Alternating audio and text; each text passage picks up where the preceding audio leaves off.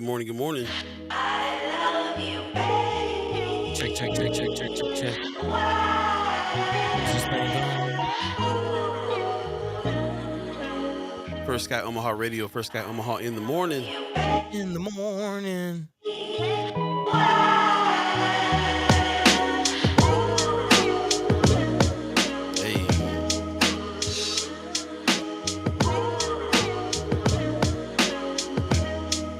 One, two, one, two. Hello. Can you hear me? All systems go. Welcome. Thanks for joining us on a fresh edition of First Sky Omaha Radio, First Sky Omaha in the morning.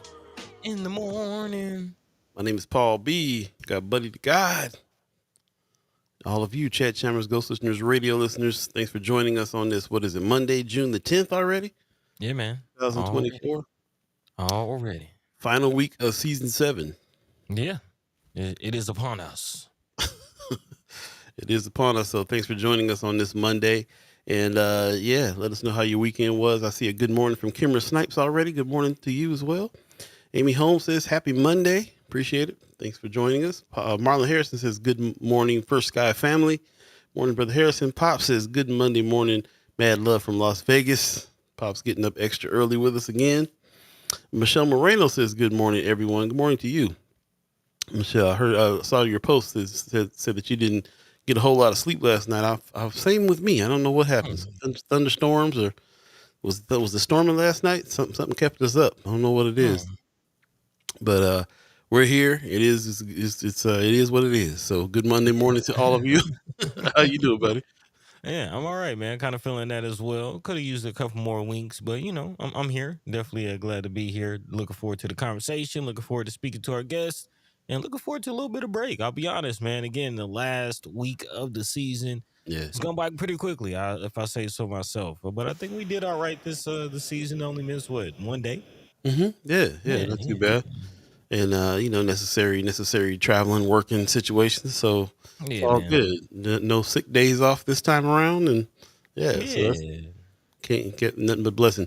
It is the last week, and I have to say that when we get down to this last week before the end of the season, very happy that we strategically placed the seasons the way we did. 2 seasons a year, nice little break in between summer, nice little break in between winter, and we sure are feeling it when it comes up. It's like, oh, I'm glad we made that decision. Yeah. I mean, definitely going strong the way we've been 3 days a week. Know. It's it's nice to have that consistency. It's nice to go and be able to. Yeah, we don't necessarily believe in the concept of time, but nice to fulfill the agreement, if you will. So yeah. But looking forward to the break. Looking forward to just some of the conversations we'll be having over the break. Some of the partnerships that are coming up.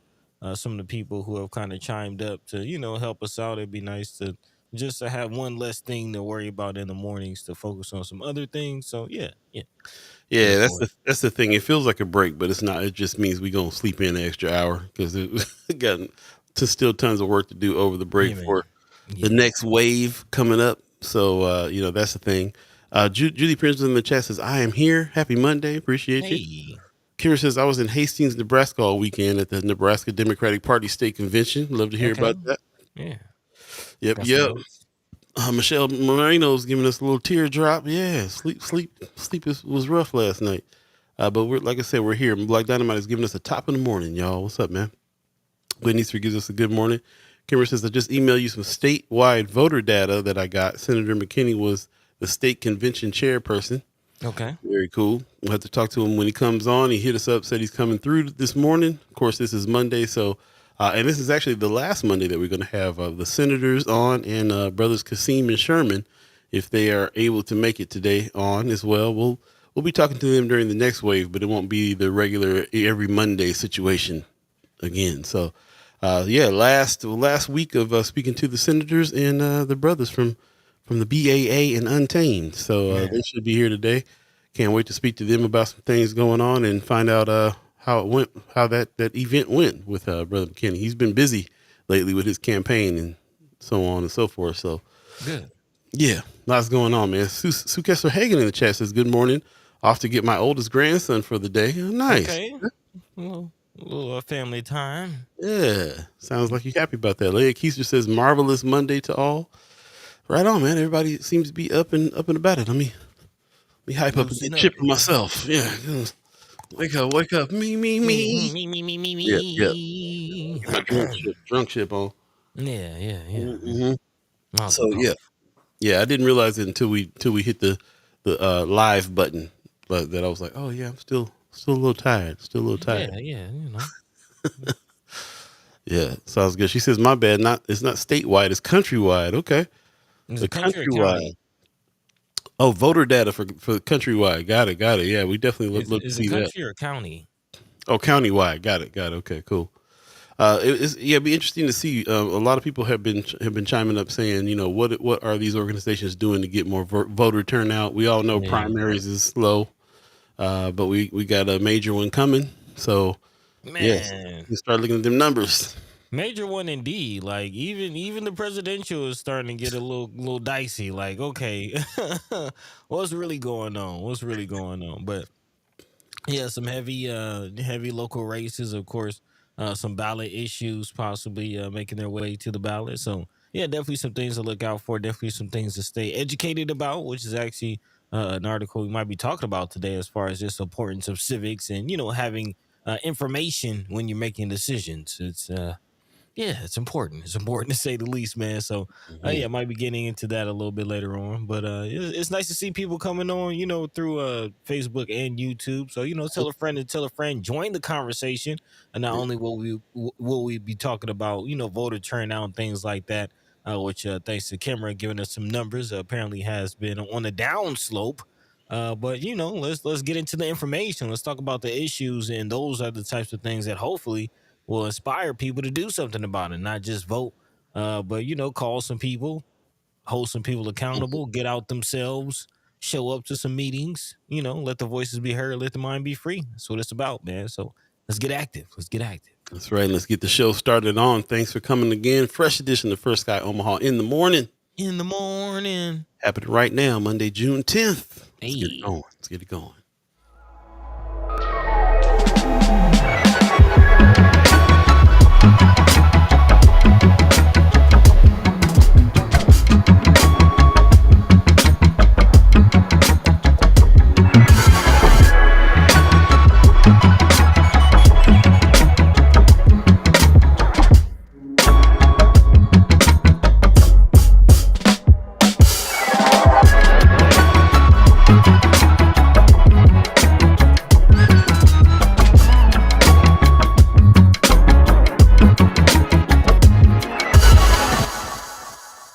What up? What up? What up? Get ready to chime in. It is First Guy Omaha Radio. First Guy Omaha in the morning.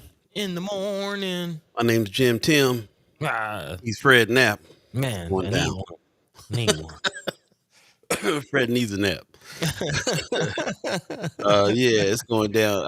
Also, this weekend, man, there was a lot that went on this weekend, so we'd love to hear about Yeah. like what happened with y'all. Kimber told us a little bit about what she did this weekend, but you guys let us know what events did you hit over the weekend. There's a lot happening, and Man, of course, we were supposed to be out there first Friday out there in Benson. They actually canceled on us due to the weather, we which could have still went. well, but you know what? We could have went, but we couldn't have set up tents. All the booths were shut down, so Yeah, that yeah. was what was canceled. But we could have went. But I was actually really happy. Like after the long morning that we had doing the show, and then we went to the Empowerment Network event for half the day too. We were coming home, like trying to catch that 15 minutes before it was time to go set up that tent, and I was just like, Yeah. I saw that emails. Thank you, Yes. thank you. Yes. Yeah. But I'm just saying, just because it wasn't all that bad, man. It rained for Never, like all of 5 minutes. right. It never turns out to be bad when they say it's storms coming. And if it But does come bad, it comes for like 5 minutes, right? yeah. I mean, of course, it's better to be safer than sorry. But I was looking forward to it. Looking forward to being out there with the Yeah, peeps and yeah, just yeah. mingling with the folks. But Sure. first Friday next month, yes, Black Dynamite. Yes, we are planning on doing some things. So look Yeah, out for that next time, y'all. Next time. got something in the works, and we might even be doing something before that. So Yeah. In the yeah. meantime, between time. Even though this is the last week of season 7, of course, we're pretty active on the break. There's a lot of stuff that's going to be going down on the break, including outings. We're definitely going to be doing some stuff because there's a few people around here that want to redeem themselves over over Kimra. Still, they out to get you. Still, Kimra, they out to get you. Man. Yeah. Was actually supposed to link with Mayor Sanchez over the weekend and slap a little white ball around, Mm-hmm, hit the mm-hmm. course. But that didn't happen either. So, shout out to Mayor Sanchez as always, man. Yeah. Much love to you, brother. Yeah, man. So lots of events happening over the break. That's kind of usually what happens too when we take that break. And then, Yeah. of course, like you said, a celebration of season 7. 7 seasons of the First Sky Omaha just happened, and we're actually kind of shutting this chapter down. And there's going to be a new wave of stuff happening come July. July 15th is when we usually come back around, and there's going to be a different format, different things happening. So we'll be talking about that over the course of the week. There's also a lot of special guests that we've been trying to fit in this last week as well. It's going to be a jam-packed week as far as guests are concerned, because of everybody kind of putting it off, and then I'm hitting them up like, look, your season's about to be over next week, so if you don't get this time frame, we'll have to wait till next season. Man. So people came on through, and here's one thing that happened over on Friday that I got to show everybody. Let me see if we can get it in focus. What's that? What Can you y'all got see there? this? What you got there?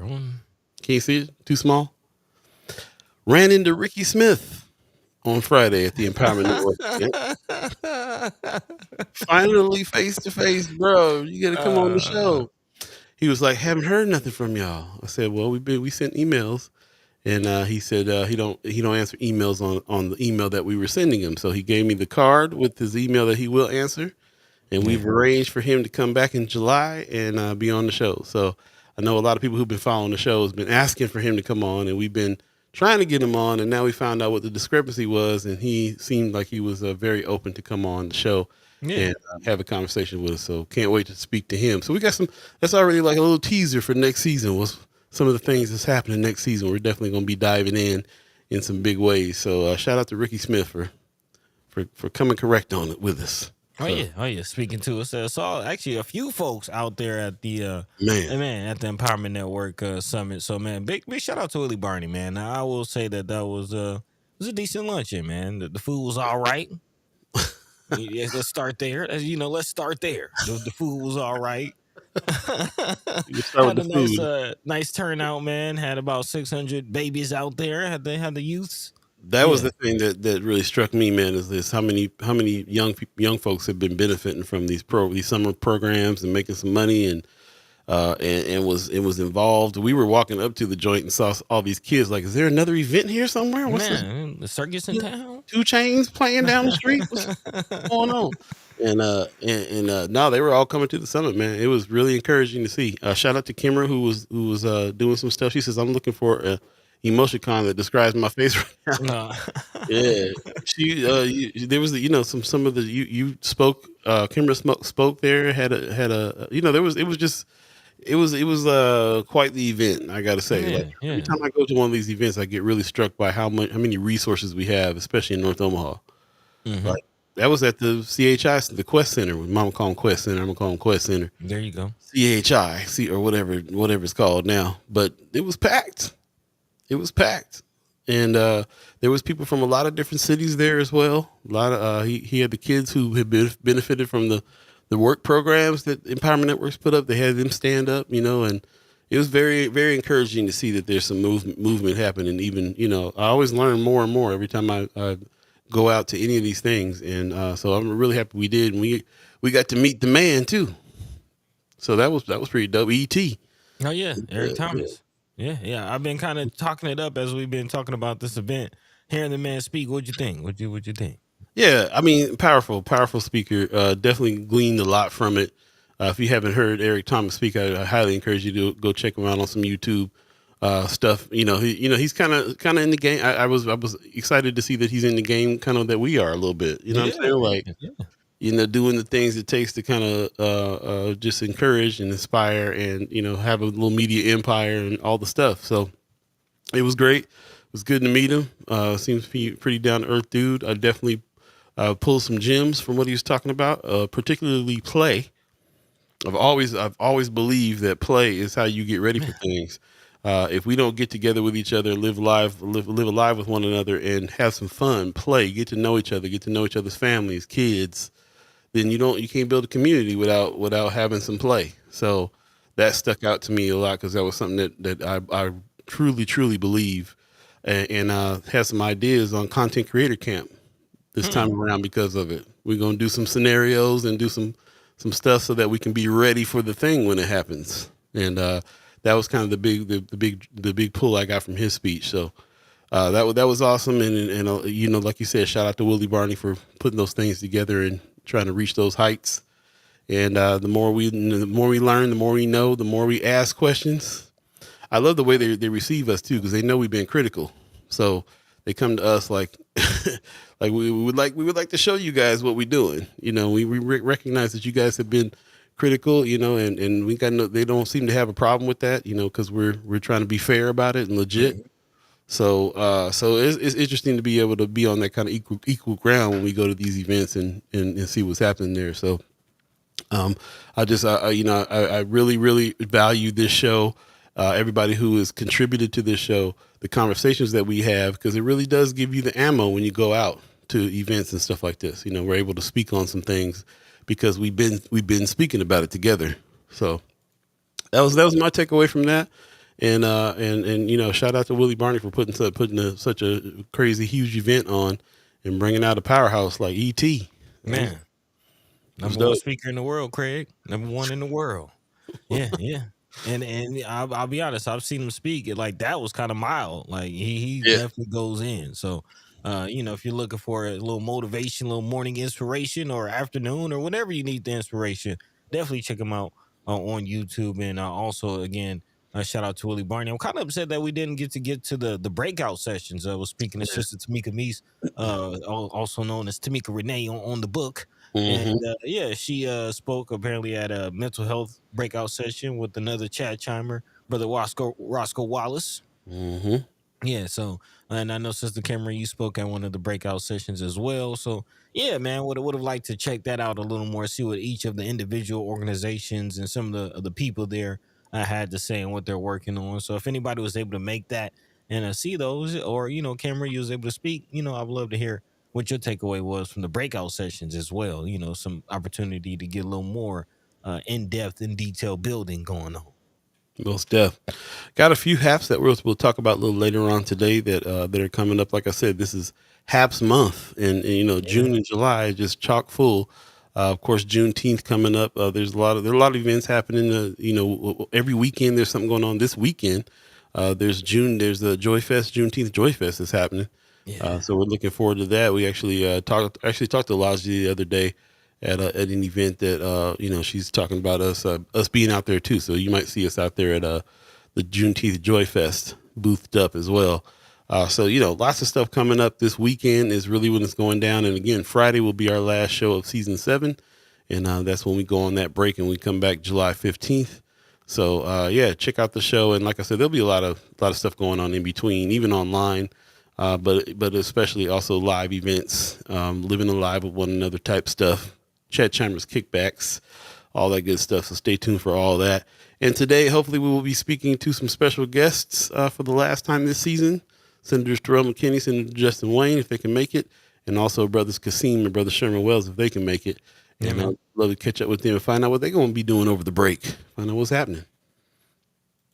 Yep. With that said, let's go ahead and jump into some of the stories that we got today. Want to thank everybody who for putting stories in Friends of First Sky Omaha, and shout out to all the media partners that are writing some good stuff over at Flatwater, over at Nebraska Examiner. Oh yeah, oh, yeah. Doing some things, man. What's on the agenda today, bro? Yeah, man. Several things going on in the Omaha area, especially some things going around and some conversations, of course, that we've been having. That's why we're having them. So, again, big shout out to all the chat chimers, everybody letting their mind be free, letting their voice be heard on a lot of this stuff, of course, happening right now out of Channel 3. Is more questions about the Inland Port Authority, something that we've been paying close attention to, continuing to follow the money, if you will. Again, this is really on the heels of the LB 1024 531 funds, the excuse me, North and South Omaha Economic Recovery funds. Again, the senators, who hopefully will have an opportunity to speak to them today, created the Inland Port Authority in North Omaha. And now that thing is moving forward. Of course, just got the board named last week, and now this week, hopefully more and more questions and more clarity will come about who's going to be on that citizen review committee as well. So he's still looking at what's going on with that situation. Speaking of millions, also millions going into the Nebraska police nonprofits. This coming out of the Omaha World Herald. But apparently those millions aren't going to the community. So where are they going? It's a good question. Of course, everybody's looking at what happened with the PACE situation. But it seems like that's not the only nonprofit being questionable with the money. So, yeah, we'll dive into that as well. That's, again, coming out of the Omaha World Herald. Coming out of Nebraska Examiner, this is something that we talked about actually, I believe, last week, as far as white nationalists and anti-LGBTQ activities on the rise, not just in Nebraska, but across the nation. But this is something particularly to look out for in Nebraska, as it has been identified as one of the states with the most hate crimes and hate groups and white nationalist groups being active, which is something definitely to keep your eyes and ears open, especially with this report out of Flatwater Free Press about letters of fraud and calls to form your militia, quote unquote, in Nebraska. Yeah, things heating up as far as the election goes. So some conspiracies surrounding and swirling around the state. So again, we'll dive into that as we head in, campaigns gear up for the general election coming up. Election season is heating up, so expect the conspiracies and the crazies to heat up as well. So definitely some other things to get into. Still looking at the after effects of the storms. Some people still looking to get their footing and getting their feet back on the ground. Bouncing from hotels to hotels, and also affordable housing still a big topic of conversation as well. So again, a bunch of things to still dive into. Of course, we're still looking at the tax situation with the property taxes, a special session possibly coming up. So yeah, a lot of things to dive into. Of course, if there's anything that we're not talking about, feel free to drop in. Let your mind be free. Let your voice be heard. In the meantime, between time, Paul B. Yo. What's the word, man? Man, Kimmer in the chat says we spoke on asset-based community development. I'm connecting with someone in KC who just got $750,000 in funding for her neighborhood groups. Can you imagine getting $750,000 for the neighborhood groups, the associations? She says she got the news while she was here in Omaha. Wow, nice. Wow, man, that would be awesome. So shout out to Kimra. Speaking on those subjects, those are something that we've been talking about on here too. Really, I mean, can you imagine if the kind of funding went to neighborhood groups, associations, neighborhood, everything that we talk about that starts in the neighborhood, thanks to learning it from Kimra Snipes, and really understanding that now there's some funding that can get behind that. I mean, that's advocacy. That's everything you can think of that starts on the grassroots level. It can be done. And, speaking of that, give a shout out to the Empowerment Network because from what we see, they are empowering. They're empowering each other. And he put down a pledge. And, everybody on this chat and everybody on this show is definitely not afraid to hold Willie Barney and the whole network accountable. So I would say let's push him for this. Let's hold him accountable of this $1 billion goal that he set forth at the conference. That was one of the big things that jumped out to me from the conference. Also was, again, Willie Barney pledging over the next year or so to raise $1 billion for the Empowerment Network, and he said go for 2 while we're at it. So why not imagine? Let's actually go for it. And shout out to all the organizations that are teaming up to make it happen. It sounded crazy when he said it, and then he said, but remember, what the senators just did, they just brought in $400 million to North and South Omaha. So if, we can get $400 or $500 million out here this year, then why not $1 billion? So there you go. She says, we're speaking it into existence over here. I heard that. Yeah. One thing that also stuck out for me too is how Empowerment Network, they've been saying that the money that they are trying to get from the DED, or that they got from the DED, Of course, nobody really got any money yet, but the money That part. they're scheduled to get, something like 80% of it is going to other organizations in the camp in the network, if you will, Hmm. Hmm. for North and South Omaha projects. So even the individuals and companies that didn't get money from the DED will still get money from the DED through Empowerment Network, which I think is pretty awesome. And the biggest thing for me, even besides the money, is just the network. It's just understanding like how many actual resources we have here in North and South O. Like, really don't got to go outside of North Omaha for all the resources that you need to do business, to grow business, to solve some issues. So just linking people together, and hopefully what I'm looking at trying to do is like be more of a communication arm as First Sky Omaha on, linking everybody together on that, like being the communication, like, oh, you need this resource, okay, well, we got this business over here. We kind of started that with our friends of First Sky Omaha. Shout out to Amy H. Dot, who helped put together the Black Business Directory that we got on pinned on the page. But it kind of starts there, but it also even more so, like, we can really get to know some of these people that have all these resources out here for everybody to really benefit from. So, Hmm. buddy, you said it best when you were like, we all we got, but that's enough. Yeah, man. That's real.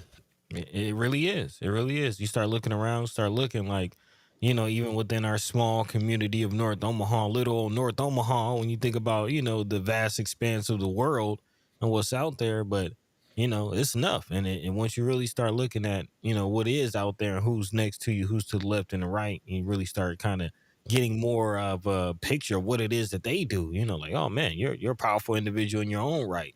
Imagine if we were to team up. It's a beautiful thing. So, yeah, teamwork really makes the dream work. That was one of the season themes as well, and that's something that we truly believe on, man. Like, we really link up, and you'd be surprised on how far we can go.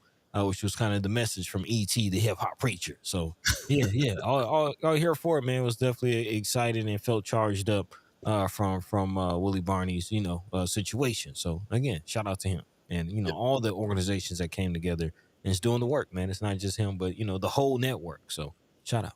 There you go. And like I said, it wasn't just the only event that happened this weekend. Let us know Yeah, about other events that you definitely supported and checked out and man. went to. Love to hear some reports on that. Arts Uh, Festival.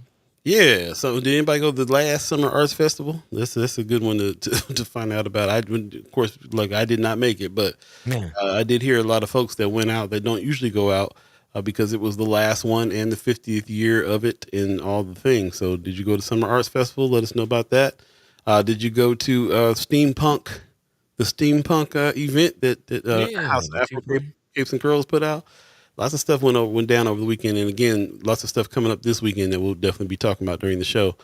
Jumping back into the chat real quick, Miss I'm sorry, Kimber Snipes is saying she has a partnership between her neighborhood group and the KC360 group. So Hmm. speaking of the lady who just won the 750,000 out in KC, that was there getting the call in Omaha that she just won that for the neighborhoods. Says she has a neighborhood group, and she's has a partnership between the neighborhood group in the KC 360 group. So Wow. that's some interesting bit of information there. Their city Yeah, council seems to be very supportive as well. That also helps. it does. That'll go a long way, as we see with the sister with the land bank. The right leadership can make things happen, and as we see with OHA, the wrong leadership won't make things happen. So you know Yeah. that could definitely help. I am kind of curious though. You say the KC 360. So is that a part of the empowerment network? As we learned also at that luncheon that the network is apparently in multiple cities. I think they said that they're going to be moving to Michigan. I think Um, they're expanding to multiple cities. Are they there? Are they there yet? Or they're supposed to expand to them? yeah, yeah, yeah. Yeah. That's what I'm asking. It sounds like Sister Kimber is saying the KC 360 group. So is that already a part of the network? Is that something similar? Is it the same thing? Yeah, if you got some more information on that. Yep, yep. Anthony Rogers right in the chat. Good morning. Says Quig Bono. That's the only question that needs to be answered with demonstration, not rhetoric. Oh yeah. Okay. Yep, yep. Expand on that too, if you would. I'd love to hear more on that subject. Marlon Harris in the chat says one thing about the Empowerment Network is that they do a lot of work behind the scenes. Mm-hmm. We're seeing. Yeah, finding that out. He says the Empowerment Network is one of the sponsors for the HBCU tours in the spring. Nice. Okay. Okay. But he went on that back in the day, right? No, actually, Okay. I've never been on one of the HBCU tours. Shout Oh, out to Brother Preston Love Jr. For putting that together. We were talking about going on that and teaming up, and was definitely excited about that. But no, I would actually, I all the college tours I've ever been on have been through Upper Bound. So shout out to oh, Upper that's right. Bound. That's what I'm Yep. thinking. Shout out to Trio Upper Bound. But yeah, and we went to a couple HBCUs, but they were just regular college tours. Mostly PWIs. I would have loved to go to an actual HBCU tour. Yeah, that would have been dope. So yeah, shout out. It's just nice that hopefully I can go as a chaperone or as a media person. That'd be nice. That's what's up. Kimmer says a little old North Omaha pulled ET away from Atlanta, where he was supposed to be. Yep. Pulled him away. Yep. To speak on that, she also says I got to hang out with the senator this weekend. Talking about Senator McKinney. Says I was in Hastings, but it was a ball. We had some really great conversations too about the Black Caucus. Ooh, love to hear about Okay. that. We've been wondering about the Black Caucus. Wanda Lewis in the chat. Good morning. Says I've seen a lot of snippets out at CHI. Yeah, it was a good one. She says KC adopted the Omaha 360 model. Wanda Okay. Lewis is saying. So not empowerment, not the empowerment network, but their own kind of 360 model that they built there in KC is what I'm understanding. Kimmer says KC has utilized the Omaha 360 model to create their own. Kansas City also has a very large gun violence problem. Interesting. Anthony Rogers Wright has given us a link to check out conversation about gentrification and race. Gentrified a conversation. Yeah, definitely check that out. I love all that kind of information. It's interesting to see the strategy that's happening and then see it real time going on in your city. I think that's interesting. Kimmer also says I have a vested interest in what happens in KC. That's where my son's father was murdered. Wow. Yeah. Okay. Interesting that they adopted their own model. I like to see what their model looks like out there too. Yeah. 360 model. Yeah. So apparently Hey. they're doing big things if they're getting Right. 700,000 for the neighborhood. My thoughts exactly, man. My thoughts exactly. Okay, you Yeah, making it happen, and nice to see what comes out of that 750 as well. Like what types of programs. How do you really take that type of money and actually have an impact in the community with it? So looking big forward to time. that as well. Just got word from Senator Wayne. He's on the road, so he won't be showing up today. But Okay. yeah, we know what kind of happened last time. He was trying to use his phone in the car and all that. So Yeah. safe travels, bro. We catch up with you. It's all good. Yeah. I think Senator McKinney might be coming through though. I think I did Yeah, see. he's Yeah. definitely Yeah. coming Yeah. through. Yeah. Yeah. So again, special guest Senator McKinney's coming through today, and we're also anticipating Brother Kasim and Brother Wells to come through as well if they can too. Again, Yeah. you already know them. These brothers are mad busy, so sometimes they show, sometimes they can't do it. But we got the door open for them for sure. So shout out Yeah. to the brothers. Yeah, man. Hopefully you can talk to them last time this season, just to kind of find out what's going to be happening over the summer. So Yeah, it'd what's be the plan? nice. It'd be nice. Definitely catch your brother Kasim after the uh, you know, Juneteenth kickoff, if you will. But Mm-hmm. I did see that brother Sherman Wells had posted recently that he had a death in the family. I think his wife's brother had passed. So if he doesn't make it, that's understandable. And want to send condolences and prayers out to the family, the Wells family, for dealing with that right now. Most deaf, man. Most deaf. We're very close knit family there. So Yeah, man. Yeah, man. 7:33 right now. If you believe in the concept of time, once again, I'd love to hear from you on what went down this weekend and what you planning on doing coming up this weekend. And also, we'll talk more about the end of season 7 for us, and we'll talk more about what we got in store for in between and for season what we're calling 1B, which Yeah, is a man. whole new thing, the next wave. In the meantime, between time, let's go ahead and jump into some stories before our guests come through. Buddy, what's top of mind for you on the stories? Yeah, let's kind of stick with the money conversation again, following the money, talking about millions and hundreds of thousands and things going out to the folks. And want to give a shout out to our brothers and sisters of the Ponca tribe who just secured about Mm, $4.8 million for Millions. some for some self-sustainability. This is huge. This coming out of actually Neil Breyer, Nebraska, the ABC affiliate in that area is reporting that the Ponca tribe of Nebraska was granted $4.8 million from the U.S. Department of Agriculture, where the funds will help support the building of a facility in Niobrara. Apparently, they will use the facility to help sustain, harvest, and distribute meat from its buffalo herd to tribal members. The construction for the project is expected to begin in the fall and will complete around the spring of 2025. And the facility will apparently create jobs for tribal members and help feed over 5,800 members nationwide. So, yeah, pretty short and sweet, but big shout out to them as well for getting some M's and making some things happening. We always, looking up the road and thinking about how to team up with our brothers and sisters, in the tribes on the res. And yeah, there might be, some job opportunities, might be some sustainability opportunities. I know the BAA, they're coming up with their greenhouse. Of course, No More Empty Pots. They started their greenhouse. I know the Malcolm X Memorial Foundation has their garden. I don't know if it's a big enough operation to feed 5,800 people, but to think about how we can team up on some food endeavors. Is always a thought, especially when you look at North and South Omaha, especially North Omaha. It's a food desert. Got to get creative. Got to get creative. So big shout out to the brothers of the Ponca, or brothers and sisters of the Ponca tribe. Yeah, yeah. We definitely will be speaking to them more, making arrangements now to speak to them more in the next iteration of the show, come July, and help with a little bit more stuff going on. There's a lot of news that's happening there too. We've engaged in talking about some of the things that goes on the res, some of the missing individuals that we try to put the word out about, and so on and so forth.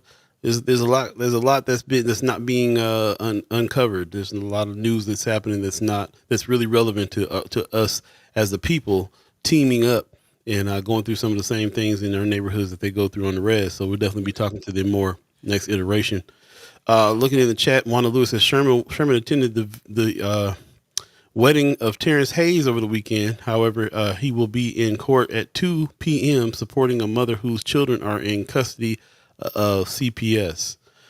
So Sherman Wells doing the good work. Shout out to cousin Terrence who just got married out there. And over the weekend he was what were they at in Kansas City, I believe. Actually, yeah, I think so. In Kansas City, yeah. So yeah. She says he went to KC for the wedding. yeah, there you go.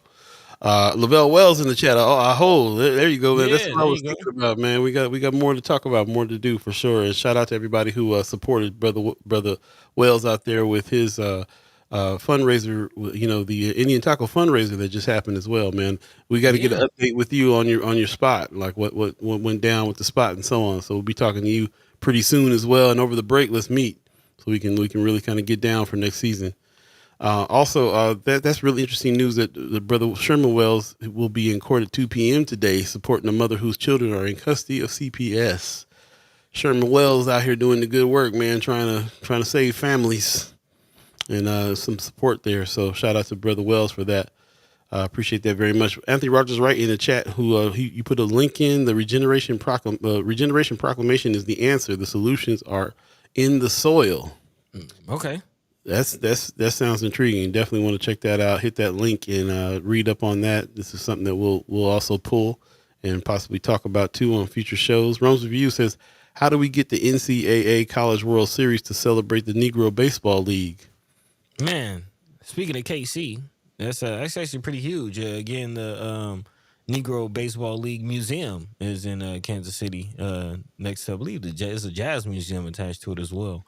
Yeah. But some we don't really talk about sports, but this is something worth acknowledging. This is huge news, in the sports world over the weekend, as far as Major League Baseball incorporating Negro League stats into the Major League stats, changing the stat books, and overnight now all the record holders in Major League Baseball history are now brothers. Where's Babe Ruth? Where Babe Ruth at now? Right. Satchel Paige and all these cats, man. Somebody mad. They mad. Oh yeah. The old heads and the purists and the traditionalists are mad. But hey, it was only a matter of time, man. They big mad. Yeah. Wanna argue. So the very interesting Rose review. I doubt it, but it will be nice. Will be nice. Also, Rose Review says hoping to take the family to the second Singing Bowl show Wednesday the 12th at the Sumner Amphitheater in Papillion. Shout out to Andrea Joy Pearson, who is doing the Singing Bowls out there too. So yeah, definitely check that out coming up on the 12th. We'll talk about that a little bit later on when we do the haps. But yeah, appreciate that, man. Let us know you got plans to do that, and then everybody can kind of plan together. So that's what's up. Gwen Easter in the chat says, I love the wedding. It was nice and sweet. Oh, did you go? Okay. You went to? That's what's up. Anthony Roger Rice says, Negro League stats are now part of all stats. Yeah, man. That's incredible. Josh Gibson. There you Yeah. go. Yeah. Yeah, Omaha, man. That's what's up, man. So yeah, I'd love to see that. Shout out to Don Curry because Negro League wasn't even on my radar. I'm not a baseball cat, so it wasn't even on my radar until I met Don Curry, who had the Rockets Canteen, and he talked a lot about the Negro League history in that restaurant. And Omaha Rockets. as I ate my turkey tacos, I got to learn a little bit about the scene. So and now here we are, man. I love the fact that the stats are now included. That's awesome. Yeah, the Omaha Rockets, man. You know, definitely shout out. Has some legends. There's several legends that have played through Omaha, man. Shout out to the Omaha and Kansas City Kings too. Talking about the Kansas City connection. Yeah. You know, had nasty Nate Archibald on the team. Mm. Yeah. Some legends. Okay. Yeah. Chat chimers, y'all baseball fans, let us know what's happening, man. Anybody from here going to the College World Series? Are y'all following it like that? Like, you know, what's going on? We were just downtown over at the CHI Center, and there was so much construction going on around there. They were getting ready for. Oh yeah, they setting it up. They setting it up pretty soon. It's gonna come down on the city. So, yeah, that's a good question. Do we, do individuals in the community? Do you all go? I used to go with my grandpa every Yeah. once in a while. Back when it was at Rosenblatt. This is back in the Okay. day. Yeah, Rosenblatt days. But yeah, let us know. Is this something you planning on going? Any economic opportunities for that? Yeah, that's what I'm wondering. Anybody gonna make some money on College World Yeah. Series? Got a booth selling That's the question. tacos. That's What's the going question. down? Yeah. Anthony Rogers writes, it's an attempt to increase black interest in the MLB. Black folk aren't playing the game as much, which means we aren't watching or attending the games as much. Yeah, well, it's kind of interesting living in Atlanta. It's kind of different in the South. Like a lot of brothers I know still, especially kind of my age, maybe younger, maybe not so as much, but like 30 and up, still paying attention to baseball, still Really? watch baseball religiously. Yeah, in the South, like I'm kind of seeing it's a thing. Hmm. But yes, the baseball is losing money, and that's something that always intrigues me. Like, man, we as a community, we as a quote unquote race, we've had we had our own league, and now don't even play at all. Like it kind of boggles the mind. Yeah, but I mean, it's I think of the reasons why I'm not into it. It's a cultural thing too. Like, it's been made into this kind of Americana situation where it never really appealed to me in that way. You know what I'm saying? Like, I'm old America. enough I'm old enough to remember being excited about Reggie Jackson back in the day, and Hmm. that's probably the last time I got really excited. Well, no, I take that back. Like, I think Bo Jackson came along, and I Come remember on, when man. Michael Jordan played a little baseball for a Come minute. on, man. But I mean, that's 30 years ago, man. You know what I'm saying? Yeah, Like, yeah. what's been happening since then, as far as like a casual cat like me is concerned. So yeah, I'm interested to know. Are you guys into it? You guys into Major League Baseball? Into College World? We're out here. In College World Series happens every year. I can't imagine that some of us aren't involved, or some of us aren't looking forward to it every year. We always talk about the traffic. We talk about whether or not there's all the money that's coming into downtown is reaching North Omaha. We talk about these things a lot, but do we talk about the sport, the play? Does anybody is anybody rooting for a team? Like, let us know if this is a thing that you think is an asset to the city to bring, is an asset to North Omaha to have. And maybe it's just over my head. How many people are into baseball out here? I kind Yeah. of really want to know now. Pops in the chat giving you some family history. You probably didn't even know this, man. What's up? What do you say? He says, Paul, your great grandfather Jim Womack played in the Negro League. Did not know. Man, see, man. Did not know. Yo, your peoples might be in the record books now. You don't even know. Hey, I wouldn't doubt it. Got a lot of peoples out here. A lot of peoples. So somebody did. A whole bunch of people did some things. Yeah. I'm not surprised. Somebody was involved. Heather Williams in the chat says, "Love baseball. Depending on the weather, I'll go 2 or 3 games. Both my youngest plays at Central." Okay. I mean, I played baseball for North a little bit. Did you? Yeah, I was on the summer league. Played Interesting. played right field, center field. Gwen Easter says it would be nice if the city don't block the parking stalls this year. There you go. That's what we talk about mostly when it comes to college rules. That and DJing. As a DJ, I'm always like, that's the only time I was DJing for a while because I'm used to bigger crowds. So that's the only time that a bigger crowd was around. Like College World Series, you can DJ to like a couple thousand people, you know. So that's kind of all I was talking about. Anthony Rogers Rice said King Griffey Jr. I remember that name. Yeah, man. Come on. Yeah. He says Tony Gwynn. Okay. Pop says your great grandfather Jim Womack played the Negro League. Had no idea. No idea. Did he have a nickname like a one in fancy kind of Man, like a satchel. fastball Jim? You know what I'm saying? Jim Jim. Romack. Anthony Rogers Rice says the game is much more dominated by Latin America and now growing in Asian markets too. Yeah. Yep. Monda Lewis says Hispanics have definitely developed an interest in baseball over the last decade. Yeah. Yeah, you know what I'm saying? That's what I'm saying because I feel like there's a lot of buying into Americana. I don't want to get too deep into that, but you understand what I'm saying? Yeah. Kimber says I like supporting LSU. I've heard this before too. A lot of couple College World Series ago, people were saying that they were going rooting for LSU, and that's they're the ones that got the purple in their logos and stuff, right? Yes. Yeah, dude. The people are all about it. Like a lot of Omaha folks about LSU in a big way. I bet you remember that. I wonder why. I wonder why too. Says, but they didn't make it this year. Anthony Rogers Rice says, Africans around the world, our game is soccer. And we really should be directing more black youth to soccer. No reason why we can't dominate that game too. Okay. We didn't talk about the game domination that happens. You know, like I feel like we dominate a game, sometimes move on from it.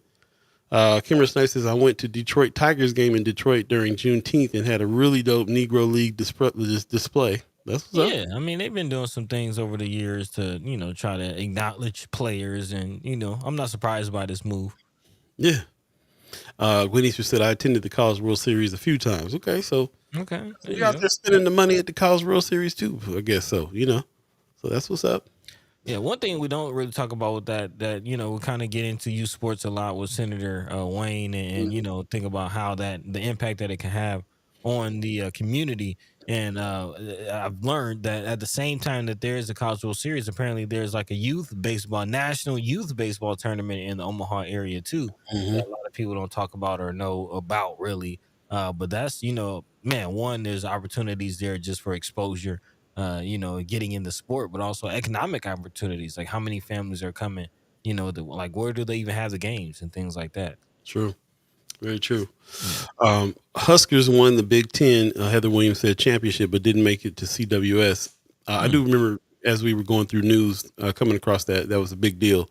I guess it hadn't been done for a while, but so Huskers won Big Ten, and people got pretty excited about that. Pop says, what can make you more excited about baseball is the Ken Burns documentary on the subject. They devoted an entire program to the Negro League. I actually watched that. I watched it. I watched all Ken Burns, everything. He's one of my favorite documentarians of all time. So I did see that, and I'm still wasn't very excited about it. I remember like playing back in the day and having a great time playing. So there's something culturally that gets me stuck on that. It has this, I can't really put my finger on it. It's apple pie and baseball. Yeah, man. I mean, it's the way that they try to make that a thing. Like, I feel like they try to really kind of shut folks out. Like this is like that's our sport, kind of attitude. And so I don't know, but I mean, like I said, I'm old enough to remember Reggie Jackson dominating all sport, all media when it came to baseball back in the day. Yeah, I mean, what I'm saying? They're gonna come around, man. It's just how it is with all things, man. They try to do that with basketball. Now it's they had to quote unquote diversify. Now it's moving towards $1 billion corporation. I mean, same thing with the NFL. They try to NFL is still the NFL, but baseball. Yeah, because we talk about the sport. I was kind of asking about the sport in general, like what people feel about the sport. And we can get into the politics of why there's, why there ain't no black owners in the NFL, and you know what I'm saying. Man, Like, yeah, yeah, yeah, yeah, we yeah. would talk about the business of all this stuff. What's the business of C? I mean, that's kind of what we have been. Anytime we talked about College World Series before, it had to do with economic development in North Omaha, the proximity, and the business side of it, and who owns what, and so on and so forth. So, I kind of feel like I skipped over asking, do anybody even just like the sport? Do you enjoy going to the? Anthony Rogers Wright says, "I'm just saying, way more opportunities to make it to the pros via soccer than any other sport, and the best player in the world right now is African." Okay. Speaking of which, they got that new sports facility that they're building over there, kind of in between the airport and downtown. That's Mm-hmm. supposed to be kind of indoor soccer situation. So again, that's a good thing to be looking out for as well, to keep in mind as well. Be on a worldwide stage. Have some soccer training around here. Pop says they called him that he did have a nickname, Stonewall Jim, Man, because that's the name. no fly balls can get past him. Okay, got stonewalled by Jim. Old Stonewall Jim got you. Come on now. That's a nickname right there. That's what's up. Stonewall Jim. That's what's up. Yeah, man. I love it. Heather Williams says, talking to Anthony Rogers, right? Soccer is really expensive. That's why I turned my son into baseball. We need some clubs in North Omaha. Okay, so There you go.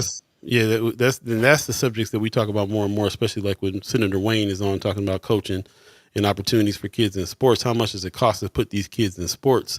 Sounds to me, like soccer is more expensive than baseball. What does the kids even want to do?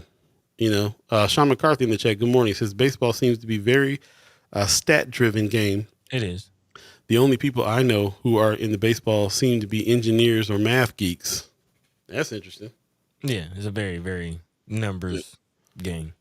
Anthony Rogers Wright says it doesn't need to be expensive. It's the game that kids play in nations with way less money than this one. Yeah, Yeah, I mean, you ball in the think third field, and that's all you that's need. it. That's it. Soccer, all you need is a ball. Baseball can definitely get expensive once you get into like cleats and bats and gloves and Yeah. yeah.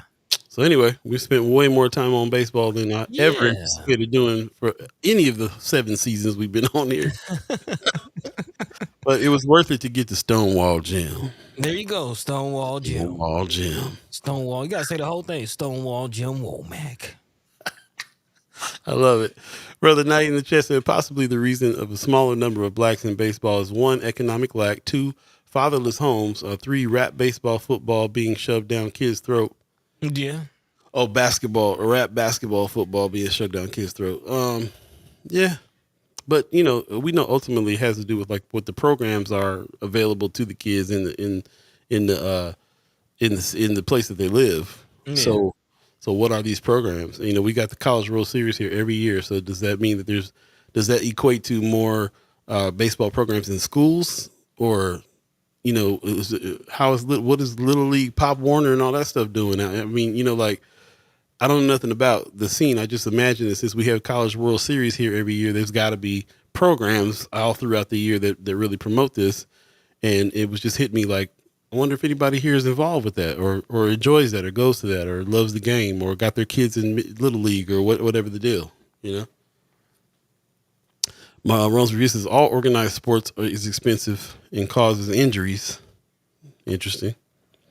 Yeah, lots to discuss on that, man. Lots to discuss. I think we'll probably be, when I'm thinking about the new seasons coming up, and like the where Brother Wayne especially is, Senator Wayne, getting ready to shift his gears to bringing more sports and coaching and stuff to North Omaha. It'd be interesting to see what kind of, and then also all these places that are opening up, airport, the Port Authority, and all the things that are being built here for more sports facilities. Millions and millions of dollars in sports facilities being, millions of dollars being poured into sports facilities, excuse me, and in the near future. You talk about 36 million for the Levi Carter, revamping. That's going to be sports centered. Of course, there's a sports facility that's supposed to be opening up next to Nathan Hale off of Sorensen. Yeah, you mentioned the soccer stadium that's supposed to be built off of Abbott Drive. So lots of money being poured into. Of course, they just somebody just invested, I think, some pros, if I'm not mistaken, some former professional athletes invested in the professional volleyball team out Mm-hmm. here. So yeah, a lot of money and a lot of intention being poured into sports. But what does that mean for our youth? Great question. Great question. Well, a person who can answer that great question is our first guest, ladies and gentlemen. Without further ado, brother Sherman Wells in the chat, Hey, doing the good work out here. What's going on, brother? man, a whole lot. What's up with you brothers, man? How y'all feeling this morning? I'm Tired, all right, boss. man. Tired. I'm A little tired. tired, but definitely not as I'm sure not as tired as you, man. Just got back from Kansas City, Yeah. moving and grooving, to and fro. So yeah, thanks for joining us. Actually, wasn't expecting you this morning, brother. Yes, sir. Yeah, we went there for Terrence and Candace got married. Miss Yeah. Beautiful, Black Coffee. beautiful. Yeah. Mm-hmm. So that was great. And then on the way back, I was updated on some stuff. So we got court this afternoon actually. Mm-hmm. Mm, And so yeah, we just moving and grooving. Yeah, actually after I got off the live with y'all Monday, my wife brother did pass. Mm-hmm. So we had to deal with that Monday morning, and then we got everything pretty much situated. So okay. man, Yeah. life comes death, and that's a part of the rotation. And my wife, she's just been slowly moving and grooving. We getting it back together, but we always gonna remember Bobby. So For yeah, sure, for sure, for sure. Yeah. Condolences to the family, man, for Yeah, real. big yes time, sir. big time. Yeah, Yeah. appreciate it. Well, yeah, So, thank you again. Just thank you for joining us. In the midst of all of that, it's a lot. yeah. Man, it is. Yep. I feel like we built for this though. Oh yeah, Stuff come your way, and it's like you just handle it, put it in the sack, pack it up, keep going. And it's easier said than done, for but sure. life is gonna definitely keep on life. Oh Yeah. yeah, oh yeah. Time. And it's interesting to navigate through the way everybody grieves. Everybody grieves in a different way. So sometimes some people need to keep moving. Some people need to take some time. Yeah, So, I imagine that you're the kind of head of the household that helps everybody grieve in the way they need to grieve and gives them the space in the room and yeah, the whole fam. So yeah, appreciate you, man. That there's Miss Wells in the chat right now. Thanks, y'all. Yeah, yeah. Condolences for real. Yep. for sure. Yep. Yeah, we definitely have our. I still have my moments from my mom passing on Christmas Day in 2020. People Mm-hmm. don't see that, but my wife do. It can be the Mm-hmm. simplest things. Even like my son got her a Mother's Day card. They said there's no word like mom, and I'm sitting at the dinner table. And she got it propped up with some flowers. Next thing I know, here they come. Mhm. Mm-hmm. So I mean, and that kind of stuff happens, and we're human, so you still got that emotional part, and it's gonna happen. So. There Oh you go. yeah, oh yeah, oh yeah. Miss Wells said he really has been for my whole family. That's what's up, man. Mm-hmm. Really. And shout out to you for letting that brother sit there and have a teardrop when he needs to as well. Like shout Oh out yeah, to oh yeah. Yeah, You ain't no got big room. fun, ain't no get over it, ain't none of that. She just hugged me until I can get back to myself. But it happens. So There you go. that's support. That's what's up. Yeah, that's what a man needs. Love to see, and I love to see that. I love to acknowledge that in a big way, man. Because yes, sir. we all kind of don't really get that all the time. So when it's there, I want to shine some light on it in a big way. That's what togetherness looks like, as far as I'm Yeah, concerned. man. Yeah, now that's a 27 wonderful thing. years of togetherness. So yeah. 27 Beautiful. years, I love it. Wanda Lewis in the chat a little earlier told us that you first of all I was out there. I'm glad that you was able to make the wedding. I wasn't able to make the wedding. Terrace is my cousin. Okay. We family out Mm. there, so shout out to him for him finally tying that knot. That's what's up. Another power couple in making it happen, making things happen. So shout out. I'm glad you went out. But she also said Wanda Lewis also said that she was coming back to go to court at 2 o'clock to help a sister whose kids is with CPS. You want to talk a little bit about that? Yeah, it's crazy because so I thought she was from California. They actually from Omaha. Just her Mm. mother moved to California, and yeah. So this young lady, she done jumped through every hoop possible that they asked her to do, from drug testing to counseling to anything that they've asked her to do. So much so that the people who they assigned to her, like, we don't know what else they pretty much done, like the counselors and all that. They like, you done did everything they asking you to. At this point, it's like they trying to get you back to picking cotton. She Mm. that's how much she's done, and all her reviews from everybody is she's a great mom. They don't understand why that these people are continuing to harass her, and the caseworker that she has is not cooperating. So instead of coming and see how this little young lady interacts with her children, she only stand back afar and then making her prejudgments, and not asking for the courts to let these children come home. She got a car, she got a job, she got a place to stay, she got support now, and she's out of the domestic situation. I guess it's been about a year since she's been out of it. So I don't understand why they hold on to it, but we got court today at 2 p.m., courtroom number 305. And so if anybody can make it, we would definitely appreciate it to come and show some support. And, when the community is there, people act different with you when it's just you.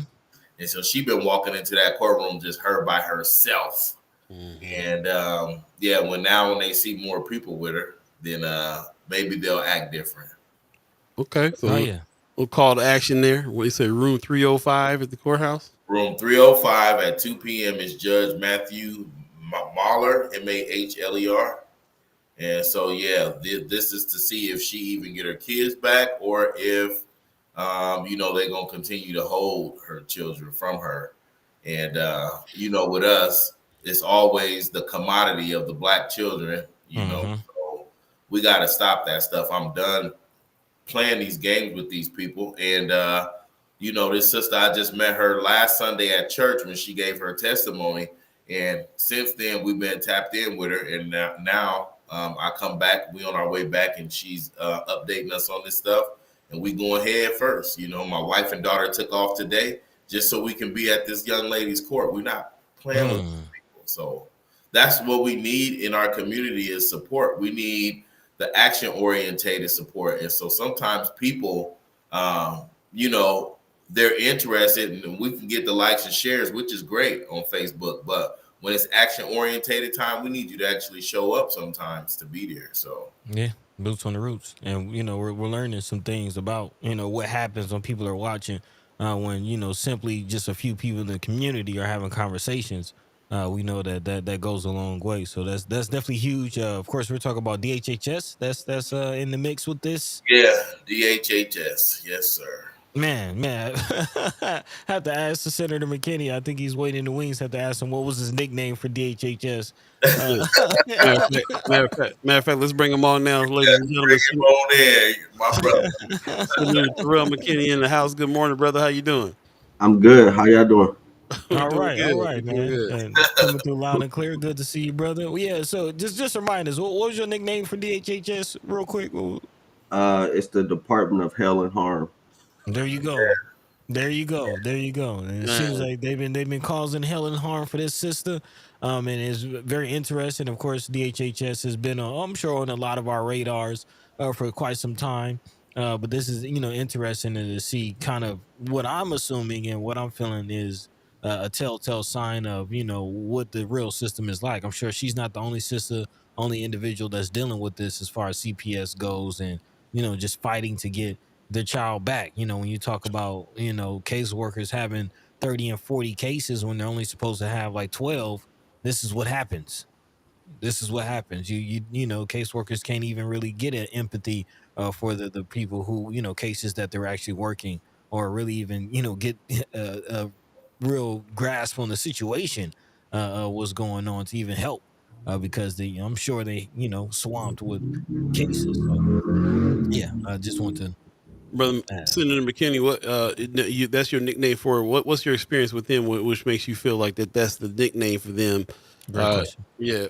Because they don't do nothing but drop the ball. They put families, especially Black families, through the ringer all the time. They lose kids, a lot of kids every year. Lose them? Yes, they lose kids. They don't be knowing where a lot of kids be at. They also, when you talk about caseworkers, you got caseworkers showing up to court and not even knowing the case. Exactly. Like completely just showing up and just being there. Like they don't know nothing. Wow. And it's crazy he say that. So this sister right here, during one of her visits with her own children, discovered that the person who had them before the person who has them now had put makeup on the baby. So she goes to wipe the makeup off, and the baby got a black eye.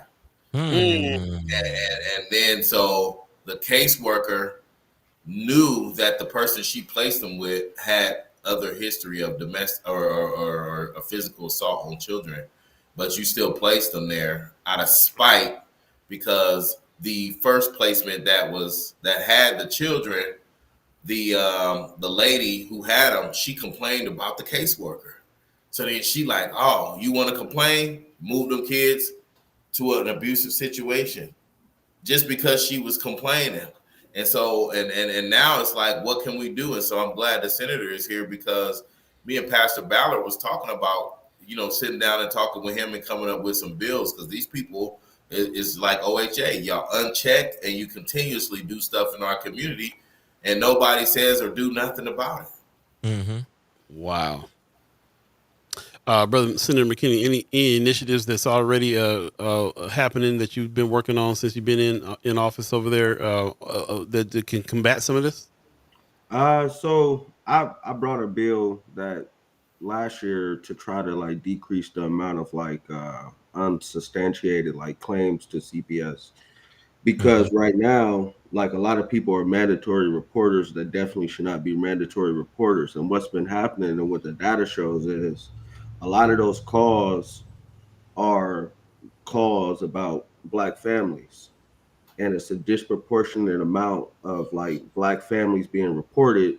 But when you look through the data, a lot of those cases aren't even substantiated. It's just putting people through the system. So I or just so I brought a bill to try to change that, and I didn't get support for it out of committee. But that's one thing. But it's a bunch of other things with DHHS that need to be addressed. They are the department with the biggest budget in the state. Like it's like $4 billion.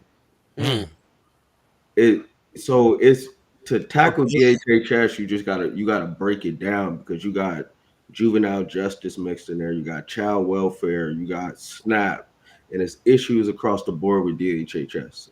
Yeah. So we could write 1,000 bills and still might not be able to address everything that's wrong with that department. Man, like what comes to mind also is does TANF go through DHHS too? Temporary assistance for needy families, sitting on millions and millions of dollars that hasn't gone out to the families. Yep, and they was trying to send that money to behavioral. I don't like basically something like Radius and Lincoln. They were trying to send some money to last year. But it's temporary assistance for needy families, and they not getting the money out to needy families. And if the needy families try to access the money, they put them through the ringer to even get it. So it's very discouraging. Yeah. And then DHHS did just get investigated by the Department of Justice for mental health, or was that the state in general? I don't think it was the Department of Justice. We did our child welfare system was privatized, and we put it back under the state because they had signed a contract with this organization that basically underbid the contract, and the department knew it, but they took the contract anyway, and they just started losing kids and dropping the ball, and it was a whole mess, a bunch of investigations. Like one of the CEO, St. Francis. So like one of the CEOs was buying Cubs tickets, and it was crazy. Yeah, we reported on that stuff. Yeah, man. 60,000 worth of Cubs tickets. I can't believe this is still going on. It's just as that's incredible.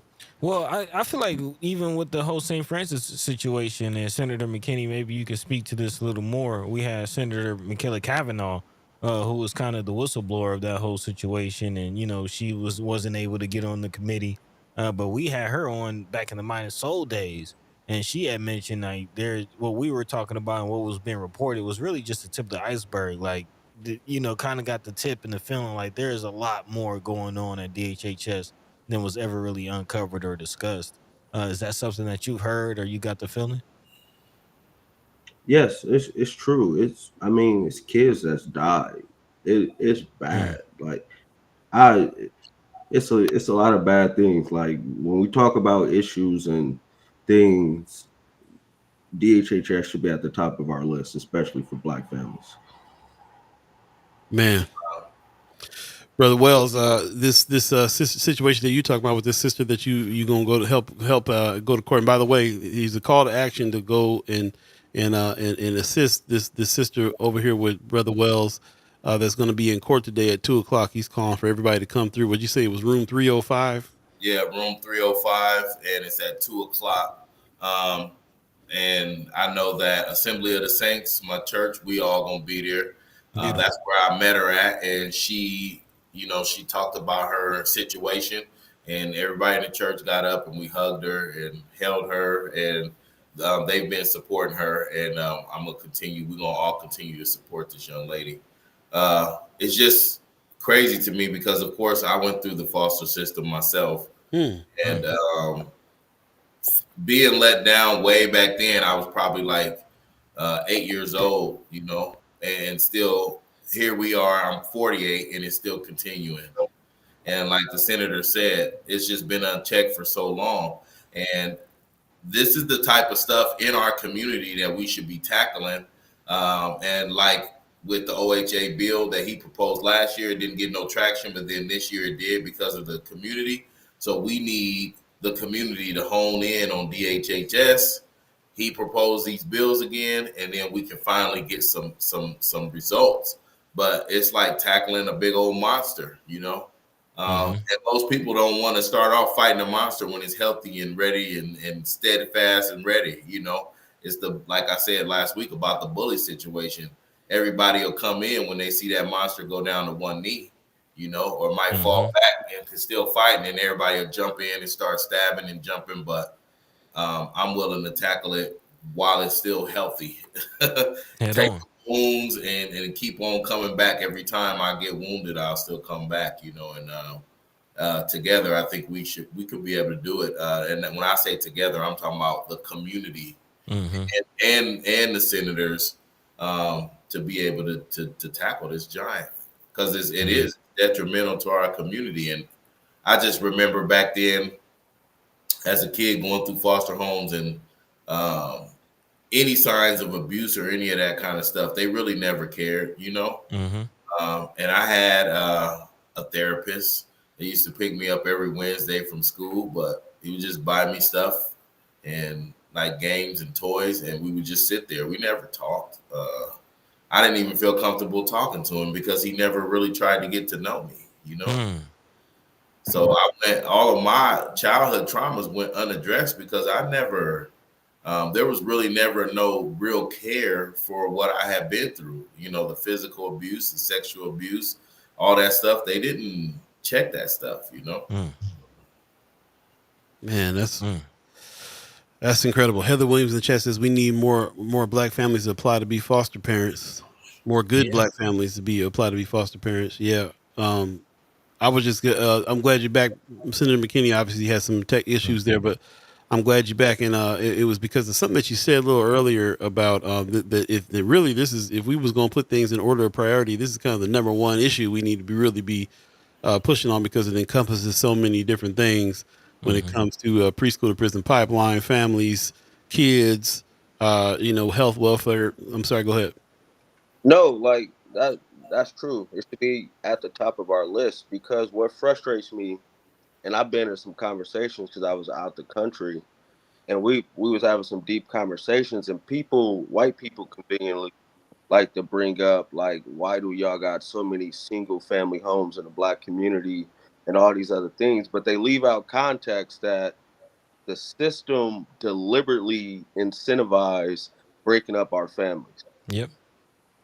Those are like facts, and they like to leave it out, but they also leave out the fact that black men are the most involved fathers across the demographic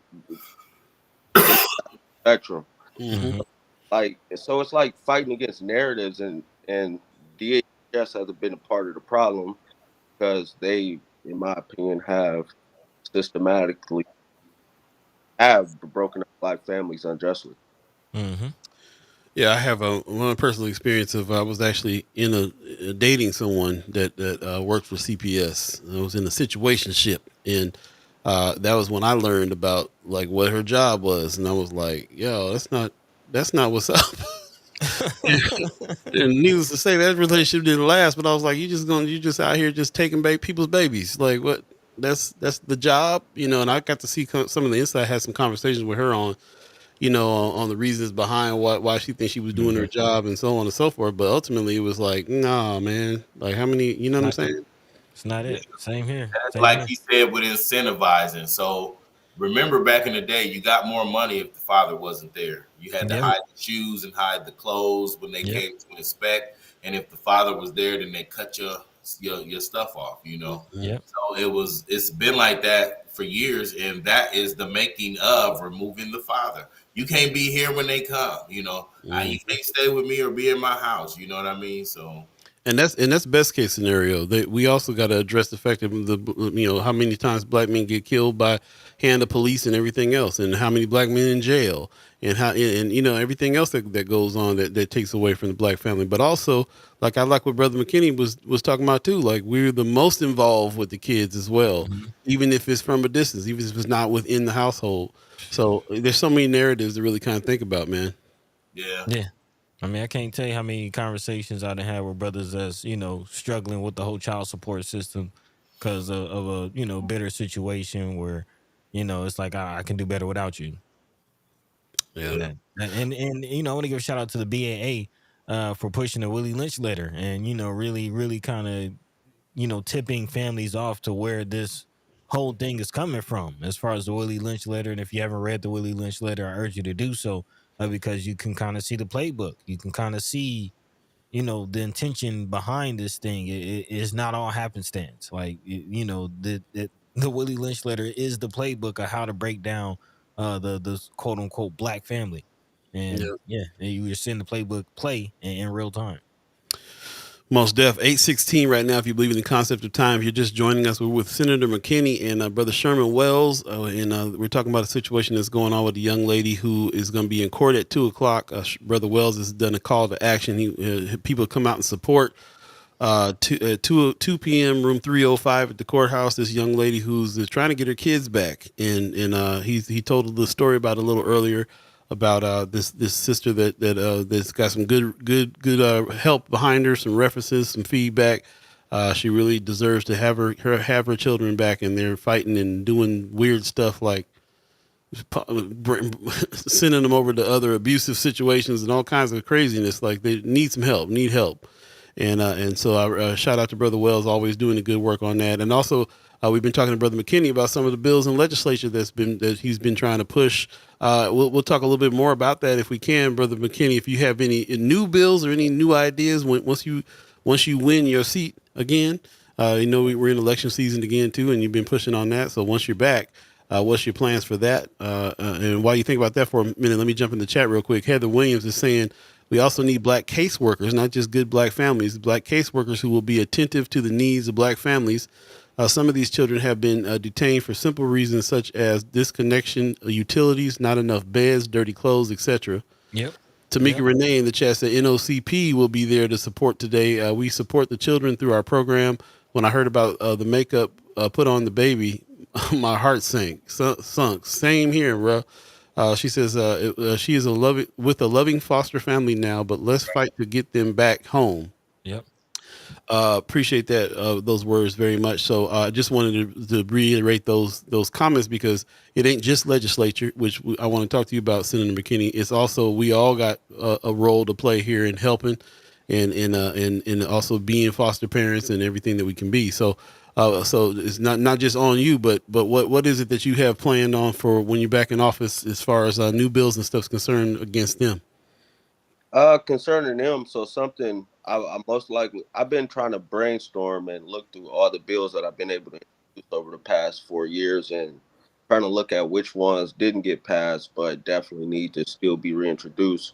Because during this session, they did a new rule that limits us to being only able to introduce 20 bills. So we got to be a little more strategic on what bills were introduced, but definitely that bill around mandatory reporting, I think that is an important one because I believe if we decrease the amount of people who are falsely reporting people to CPS, it starts to eat away at the disproportionality of black kids and black families in the system. It Mm-hmm. ain't a complete solution, but it's a step towards decreasing the amount of representation that our people have in the system. So that's one thing. I also did a bill on family resource centers like a couple years ago, just basically having a space in the community where, because they do this in, I saw it in Nevada. I went to a conference, basically having a space in the community that's open 24/7. So if like a young adult or a juvenile just wants to get out the house and they beefing with their parents, they could go to this resource center and get some help. Or if they just run away but need somewhere to go, get them off the streets, get them some resources, get them some help. Those type of things is something I want to do, because I was in Boston last week and I visited this organization. It's called Roca, and they were doing some great things. And it's kind of like a resource center.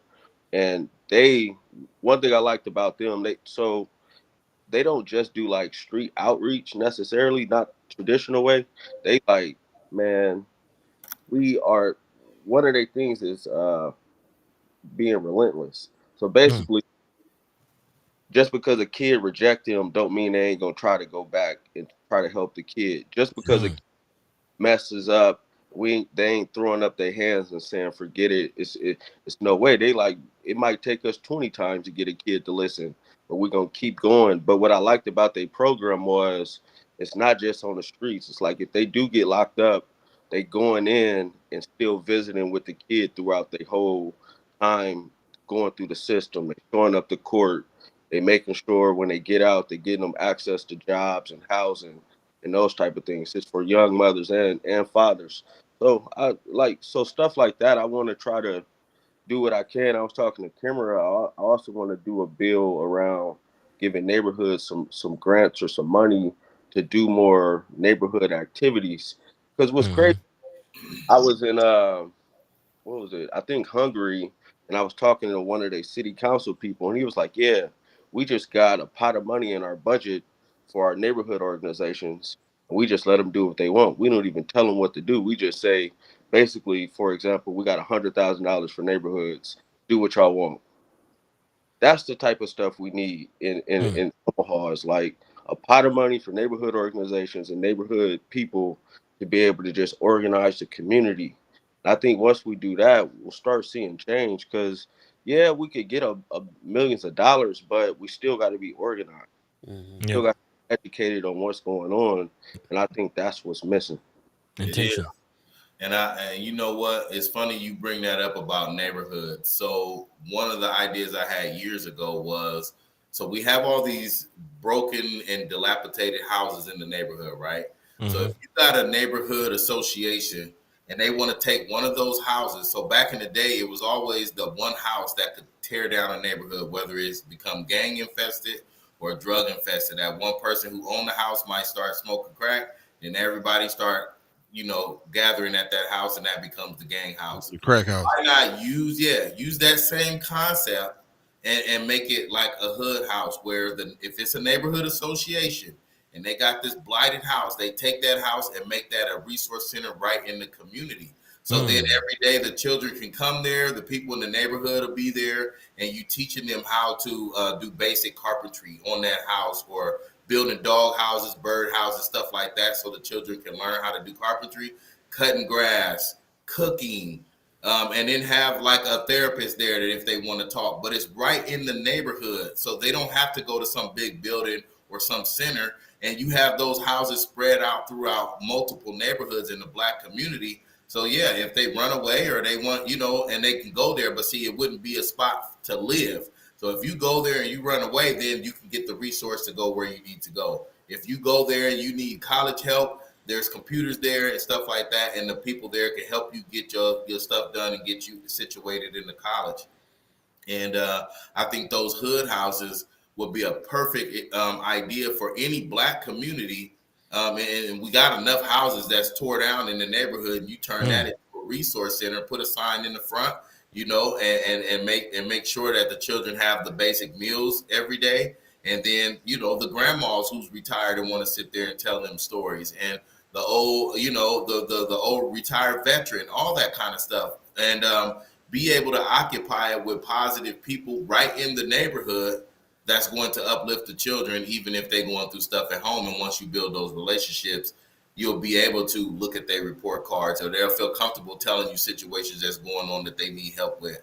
But, you know, again, I think that there's really nobody who wants to help the Black community with the children because they have become a commodity, and you use their data for funding. So, that's interesting to say that there's a neighborhood.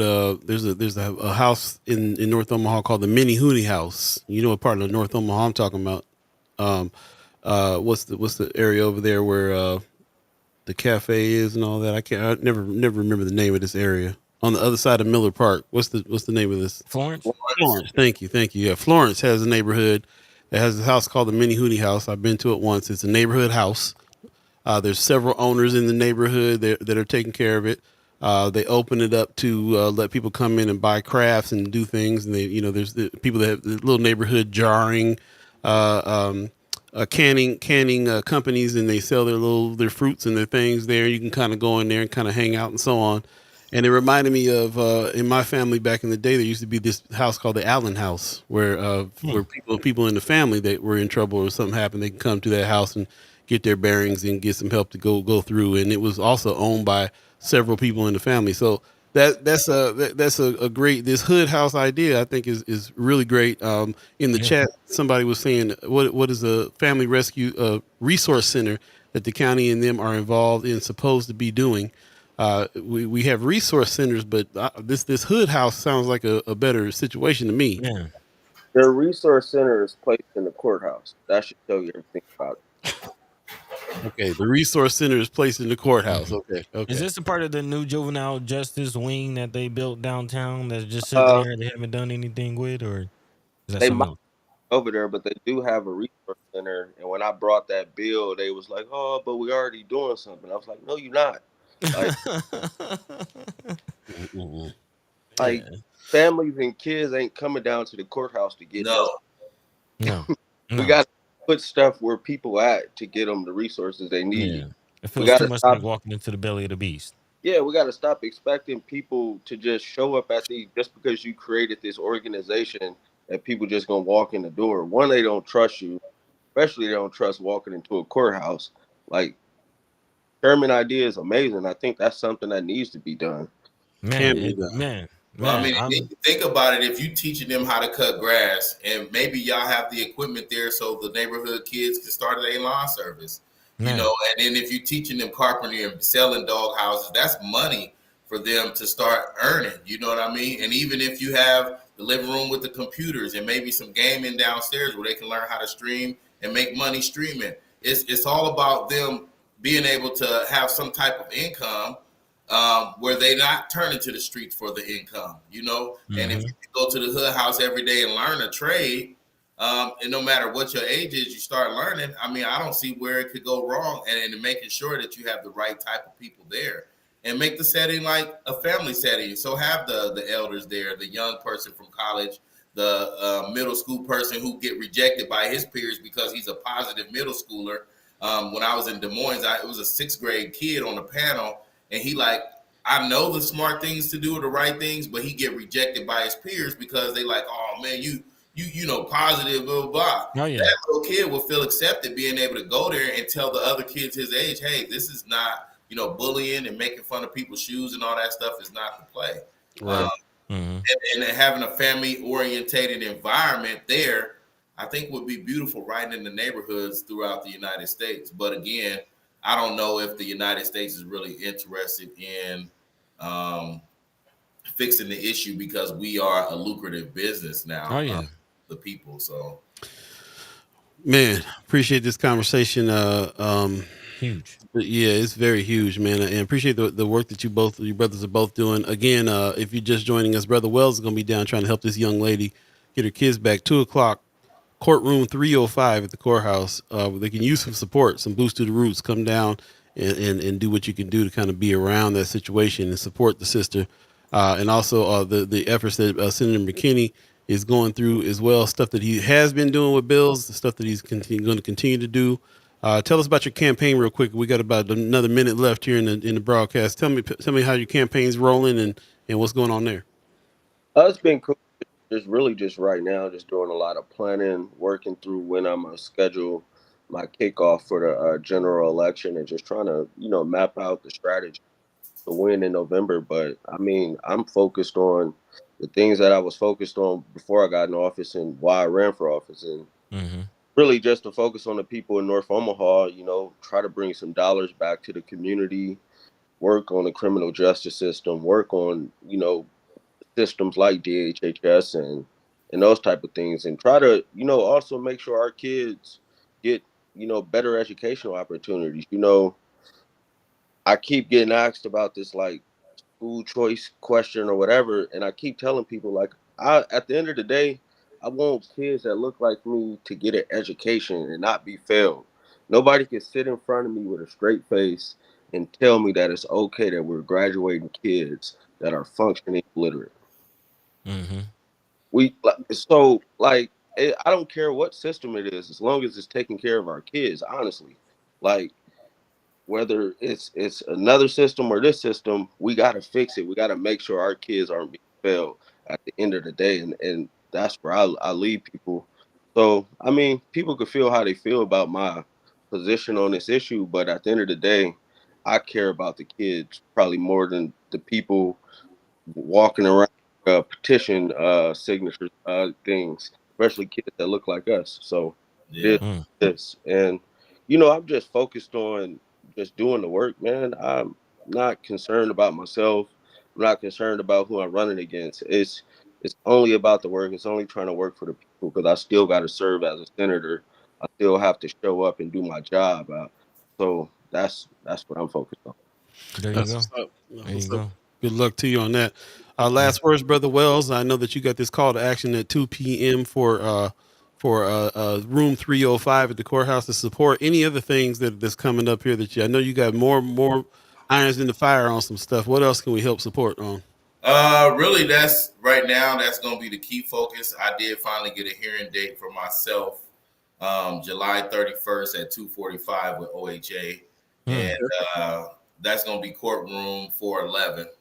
So yeah, July 31st, 2:45, courtroom 411, and that is a hearing date for OHA, basically to fight against them telling me I can't visit my family or go into these towers to assist any other elders or any low income people. I'm not about to sit back and let somebody tell me what to do.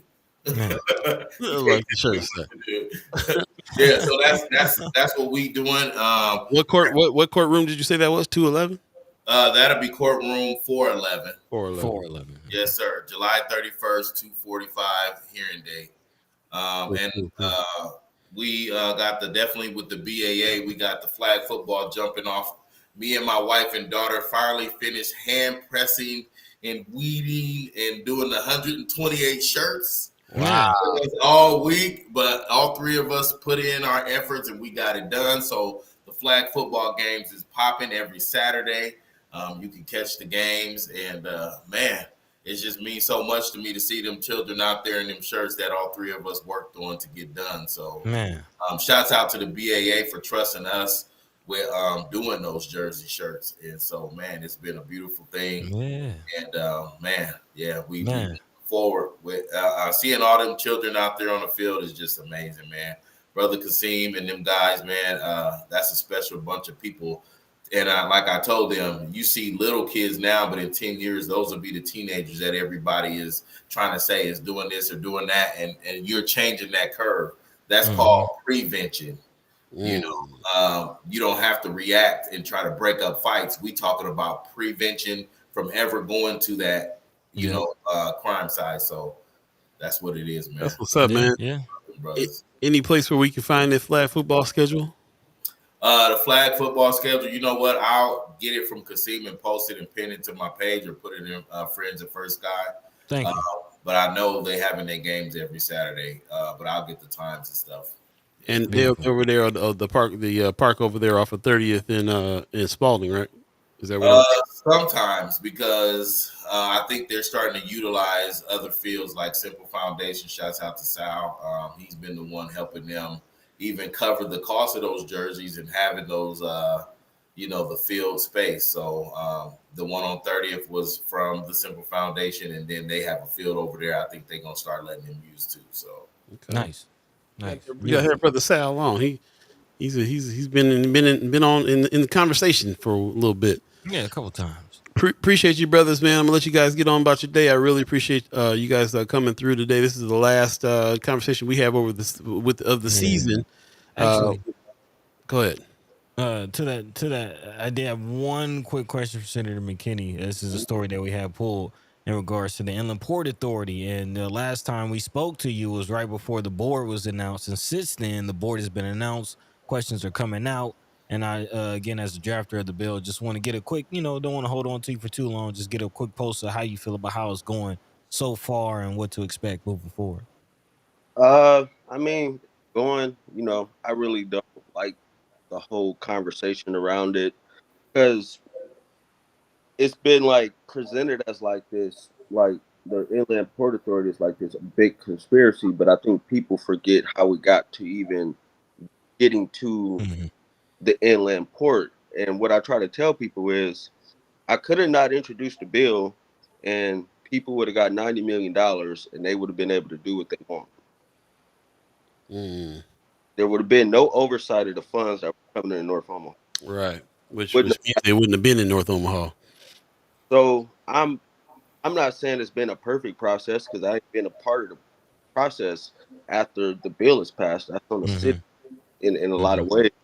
Yes, I agreed to be appointed, and it wasn't about me. I think North Omaha needed a voice on the board. When you look at the board makeup, I think you need somebody that's going to be unapologetic in those meetings and not bite their tongue and speak up for the community. So if you dislike that, dislike that. But that's why I said yes. Going forward, nothing's been scheduled as far as like the board meeting. So hopefully this week we come on the agenda.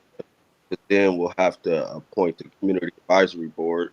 And on the community advisory board, it's going to be City Councilwoman Johnson and whoever wins Justin seat. Okay. So that's more voices as far as leadership for the community. And then community members can still serve on the community advisory board. Also, I think people don't understand these people can't get money if they don't meet with the community. Like, read the bill. Like, they have to show up to meetings. They can't even get dollars without putting together a strategic plan, having community listening sessions, those type of things. Like, yes, the community advisory board won't have voting power on the board, but what's missing the point is the people who are getting the money can't get money without meeting with the community advisory board. Community advisory board could call a meeting every day. Whoever's getting the money has to show up every day. There you go. Read the bill. Yeah. Like, I'm not saying it's perfect, but we tried to do all we can to try to make sure the community had a voice and to make sure that people can't just run over us. Right. There you go. Read the bill. That's the message there. We'll definitely dig in more on that. But yeah, message. Appreciate y'all. Appreciate y'all coming through. Here you go, brother McKinney. Message. We go ahead and let you guys get out here. What I was gonna say was during over the break though, let's have a conversation. So we this will be the last Monday that we all get together like this on regular, but we want you to be able to come back and we'll talk about what season 1B is looking like. We're not calling it season 8, we're calling it 1B because we're starting a new thing. But would love to keep in touch with you brothers all throughout there. So let's talk over the break about what we can do for next season. And stay tuned for the cookout jam session that we're going to do and a few other little Chad Chimers kickbacks and stuff that's happening. Love to have you brothers come to all the events that we got coming up this month as well. So for sure. Yep. Thank you. And I think the parade this weekend. I believe so. Oh, the Juneteenth parade. Yeah. Oh. I don't know. Yeah, I haven't heard much about the schedule. The schedule here. Here we go. Yeah, that's just for something that's going on at MCC. Oh, okay. This is just the June 17th thing. Okay. Well, if it's this Saturday, I think I'm walking in it. So if anybody on here want to walk with me, reach out. Okay. So Okay. And if you go ahead. What'd you say? We missed that. Nothing. I was just saying. I think it's this weekend at like 10 or something on the Okay. Deuce. If you get any information on that, put it in friends of as well. We'll be looking forward to. But yeah. There's so much stuff coming on, man. It's hard to keep track of everything that's coming up this weekend for real. All right. You have a good one, brothers. Appreciate y'all. All right. Peace, y'all. We'll talk Peace. soon. Peace. All right. There you go. Always good to talk to those brothers right there. Yeah. You Senator know. McKinney putting out the call. If you want to walk with him in the parade, yeah, there you go. Love it. Let's take a quick break and come right back. You're listening to First Guy Omaha Radio. First Guy Omaha in the morning. In the morning. I'll be Buddi3 Da Gawd. Stay tuned. We'll be right back, y'all.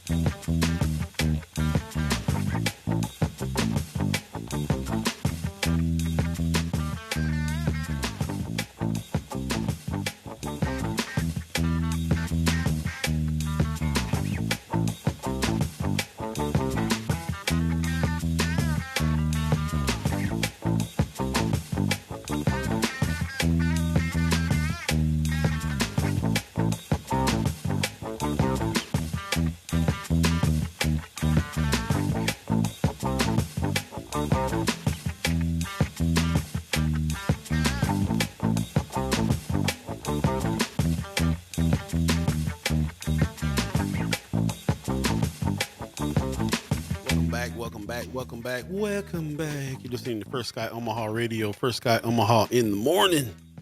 In the morning. Paul B, Buddi3 Da Gawd, Jim Tim, Fred Knapp. Thanks for everybody coming through. I see there was a ton of comments that we didn't get to. The thing did it again. I think after Gwen Easter's long comment, my thing froze up here. Then I happened to reset it and get past, and I'm like, whoa, okay. Brother Knight said a lot deeper than Willie Lynch. Wanda Lewis says the ultimate goal of CPS is supposed to be reuniting the children with their families. Yeah.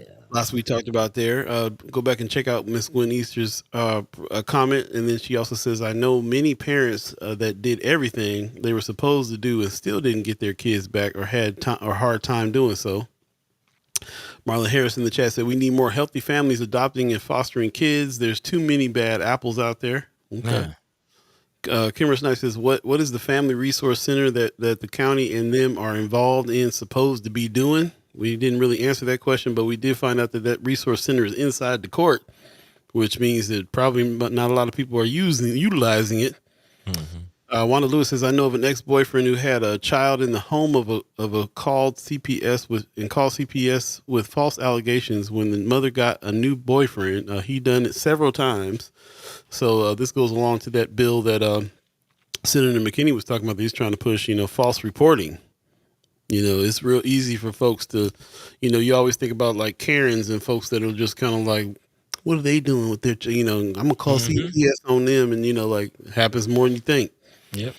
Brother Knight said, hell, many black people who work in social services have a mindset that's worse than some white people. Well, social services is one of those organizations that kind of like, I have the same kind of feeling about it that I have about policing. Now, there's some good that the police can do. There's some good that social services can do. If you're in a child that's in a really messed up situation, abusive situation, and there's nobody and no other family or friends to help, community's not around, then sure, what do you do? But if that's your responsibility to help those kids that are falling through the cracks, don't let them fall through another crack. Man, black cop showing out for the white cop. Man, Hood House. Cashel L. Wells says, "Yeah, man, that's what we need to do. The Hood House for real." Wanda Lewis says Gwen's house was a safe haven house at one time. Talking about Gwen Easter talking about her house being a safe haven in her long comment up top there. The gist is that she kind of felt like they didn't want her resources.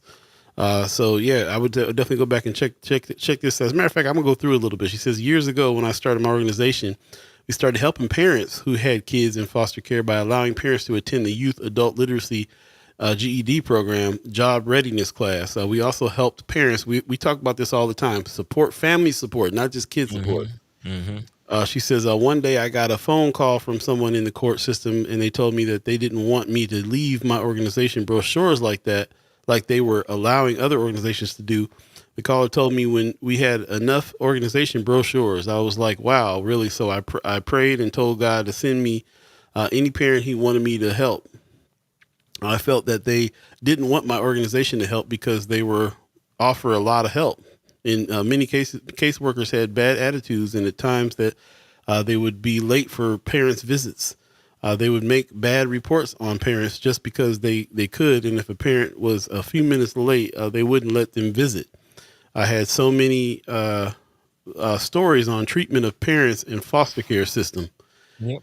And I can imagine you got parents, you got caseworkers that are going through, whatever they're personally going through and abusing their power and making things hard for families and parents and going through it. But I can also see the other side of like caseworkers who are so overwhelmed with too many cases that they're trying to figure out where to draw lines and where to cut off things and, don't be late. And, they're never going to be able to cover all the cases that they got.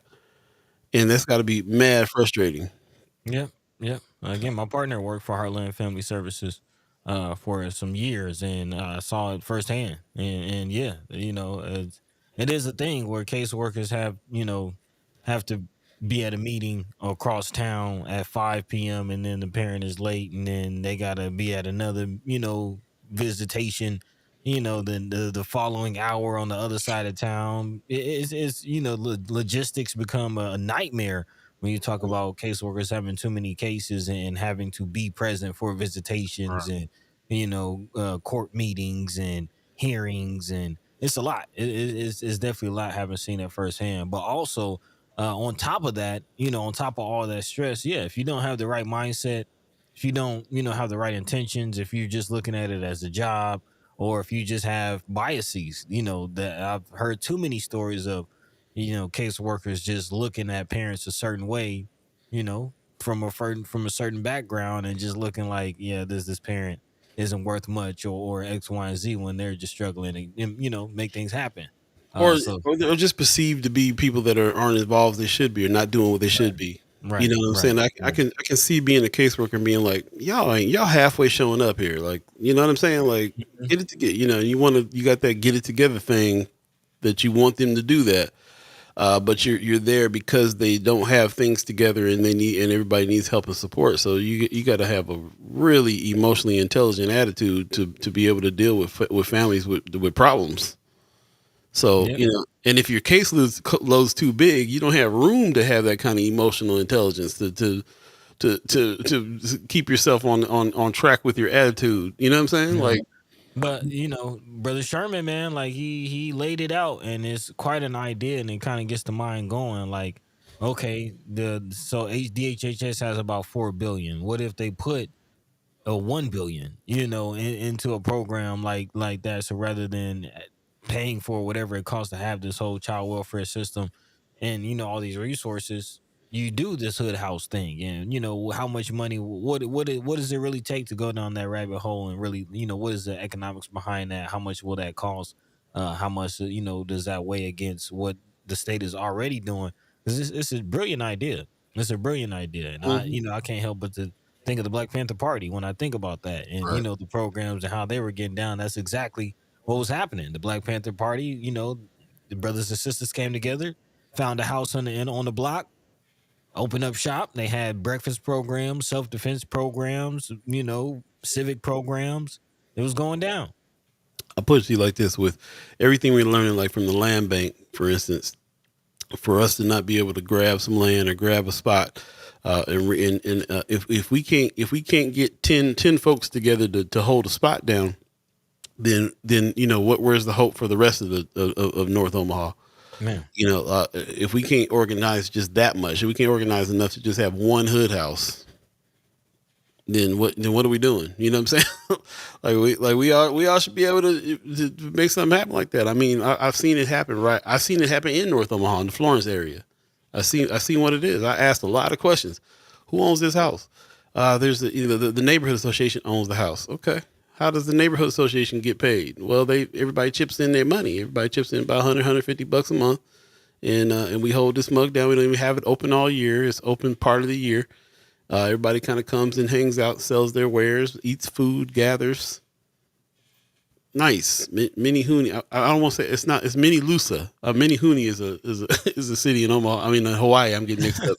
Mini Lusa house. Yeah. I was wondering what you were saying this whole Yeah. time. Mini Hooney. Mini Hooney is a liquor store in on Kauai. This is and also a Bro. people. Yeah. Mini Lusa is the one I'm talking about. Yeah, I went to Minilusa. Yeah, Minilusa. Yeah, that sounds about Mini right. something. Mini something. I mean, He said, "What was he talking about? Mini Hooney." bro, this whole time. Yeah. Yeah, Minilusa. Yes, I'm. Yeah. So anyway, but yeah, there was the Mini Lusa house, right in the neighborhood, man, right on the block. Yeah, that's interesting though. I grew up in the Minilusa area for some time, and again went to Minilusa. Yeah, I haven't heard about that. Have to look in it. I mean, I went with some folks. Mm-hmm. Man, Yeah, I mean, it wasn't us. Yeah, there you go. The Viking ship over there, though, I've talked about that. Would love to have that be like a community clubhouse type situation. Okay. It's right across from the golf course. Twould be nice. Yeah, Heather, he threw me for a loop. Yeah. You still cracking up about that? Yeah, you can see why I would. Look, I lived on Kauai for 9 years. The Mini Hooney was the thing. So Okay. when I got here and heard Mini Lusa, I was like, is that a Hawaiian side of town? What is Man. that? Speaking of land in our side of town, just want to give little props and shout outs to the city of Omaha that's trying to do this soil remediation situation go over here. If you have not had your yard tested, go ahead and call them at 402-731-3045, or even better yet, get more information at omahaled.org and get information. Also register. You can get your soil tested and also get the soil remediation situation happen if there's too much lead in the soil. This is another thing that we really got to be checking out environmentally speaking. Definitely got to be checking that out and making sure everything's cool there. And there's a lot we're going to be talking about over the course of the break. We have more stuff we're going to be posting on this because the testing is important, and it's also free to the homeowners. And believe it or not, they've done a lot of work on this stuff already, and we're in more decent shape than we think when it comes to the lead in our soil. A lot of homeowners have already done this remediation and done the testing and the whole nine, and like the problem's getting solved. We're down to really like not a whole lot of houses left. So if you're one of the houses that have not been tested, definitely check this out. I heard from the community before that when they went to go get the lead out of your yard, they kind of tore your yard up and left it like that. They don't do that these days though. So yeah, hopefully, yeah. No, they that was a big question in the conversations I had with them about, that was one of the problems why people would not call and try to get this testing, because they felt like they wouldn't get their house tore up, but it's not the case. They will make sure that your yard is not getting jacked up enough and not put back right. And that was going to be a big part of that. So outreach and also making sure that the lawn was going to be good afterwards. But we got a real opportunity to try to get all the lead out from the neighborhoods. We got a long ways to go when it comes to environmental stuff. We still got the coal plant and everything else that's been contributing to this, but also the lead smelting places that were in North Omaha that's got our land all jacked up in the first place. That's the thing. So if you own some land, if you own a house, definitely call 402-731-3045 and make sure that they do the testing. And if you find out that you got lead in your soil, they can do something about getting that lead out. Very important thing to do. I think we're talking about a hood house right now. Same type of thing. That hood house can have a garden in the yard. This is something that we got to kind of get used to, doing soil testing and so on and so forth. I definitely encourage you to do this if you have not done it yet. Check out omahalead.org. That's LEAD. And man, yeah, make it happen. So shout out to the city of Omaha that's trying to reach out and do some things on that. There you go. Yep. It's 8:54 right now, if you believe in the concept of time. We've run late talking to these brothers deeply about some things. Oh yeah. Definitely a conversation that needed to be had, though. So big shout out to those brothers. Yep, but let's do a quick lightning round, buddy, if you don't mind. And Again, a lot of stories we actually did not get into today, so I might have to bring these back into conversation again. But big shout out to Senator McKinney for allowing us to answer some questions or ask some questions about the Inland Port Authority, because that is something that is going on. Again, the individuals that live in the kind of East Omaha part of town near the airport still asking questions. Again, a lot of families still worried about the possibility of losing their homes in that area, as again, still a lot of eyes and still a lot of attention being pointed towards the whole Business Park Association. And as we mentioned earlier, Levi Carter Lake getting revamped, millions and millions of dollars going into that area. But again, who's going to control it? So still looking at the Inland Port Authority. Big shout out to Senator McKinney for giving us some information on that. But also in other news, this coming out of Omaha World Herald, this is something that we should definitely be paying attention to, as far as talking about giving and maintaining money. Again, the headline reads, millions given to Nebraska police nonprofits didn't go to the community causes. And the question is, who got the money? Four nonprofits in particular being identified in this article: the Omaha Police Association, Police Officers Association, the Latino Peace Officers Association, and also statewide agencies as the Omaha chapters of the Fraternal Order of Police have apparently brought in less than $1 million of the $6 million that they have raised. The remaining $5.1 million has apparently gone out to a handful of individual fundraisers and out-of-state telemarketing companies. So again, a huge percentage of funds that have been donated to police organizations not going to the organizations that they were apparently supposed to be raising the funds for, and somehow finding their ways into the hands of fundraisers. More questions and more attention to be pointed towards that situation, especially in light of what's going on with the whole PACE controversy and debacle. Again, several former police officers being indicted and sentenced in that situation. So more heads could possibly roll. Interesting. Yeah, very, very interesting. In other news, this coming out of Flatwater Free Press, apparently there are organizations in the Nebraska area preparing to send out letters. So if you get this letter, please don't be alarmed. This is a grassroots organization that apparently is pushing claims of voter fraud. One individual, Sister Miss Beverly Pop out of Loop City, Nebraska, apparently, according to this article, is preparing to mail about 1,500 letters to individuals who she believes may have made what she thinks are a suspicious number of donations to political campaigns. She says that she is warning people that their identities may have been stolen, part of a vast conspiracy to launder foreign money and use it to fund mostly Democratic politicians. She feels so strongly that she's paying for the postage, paper, and envelopes herself. So again, if you get some of these letters, don't worry. This is just a part of a whole voter fraud and election scandal conspiracy theory that's spreading through Nebraska. So yeah. Expecting more of that as election season heats up. Well, not just that it was a call to action of like groups to militia up, which is what was concern of mine on this woman sending out.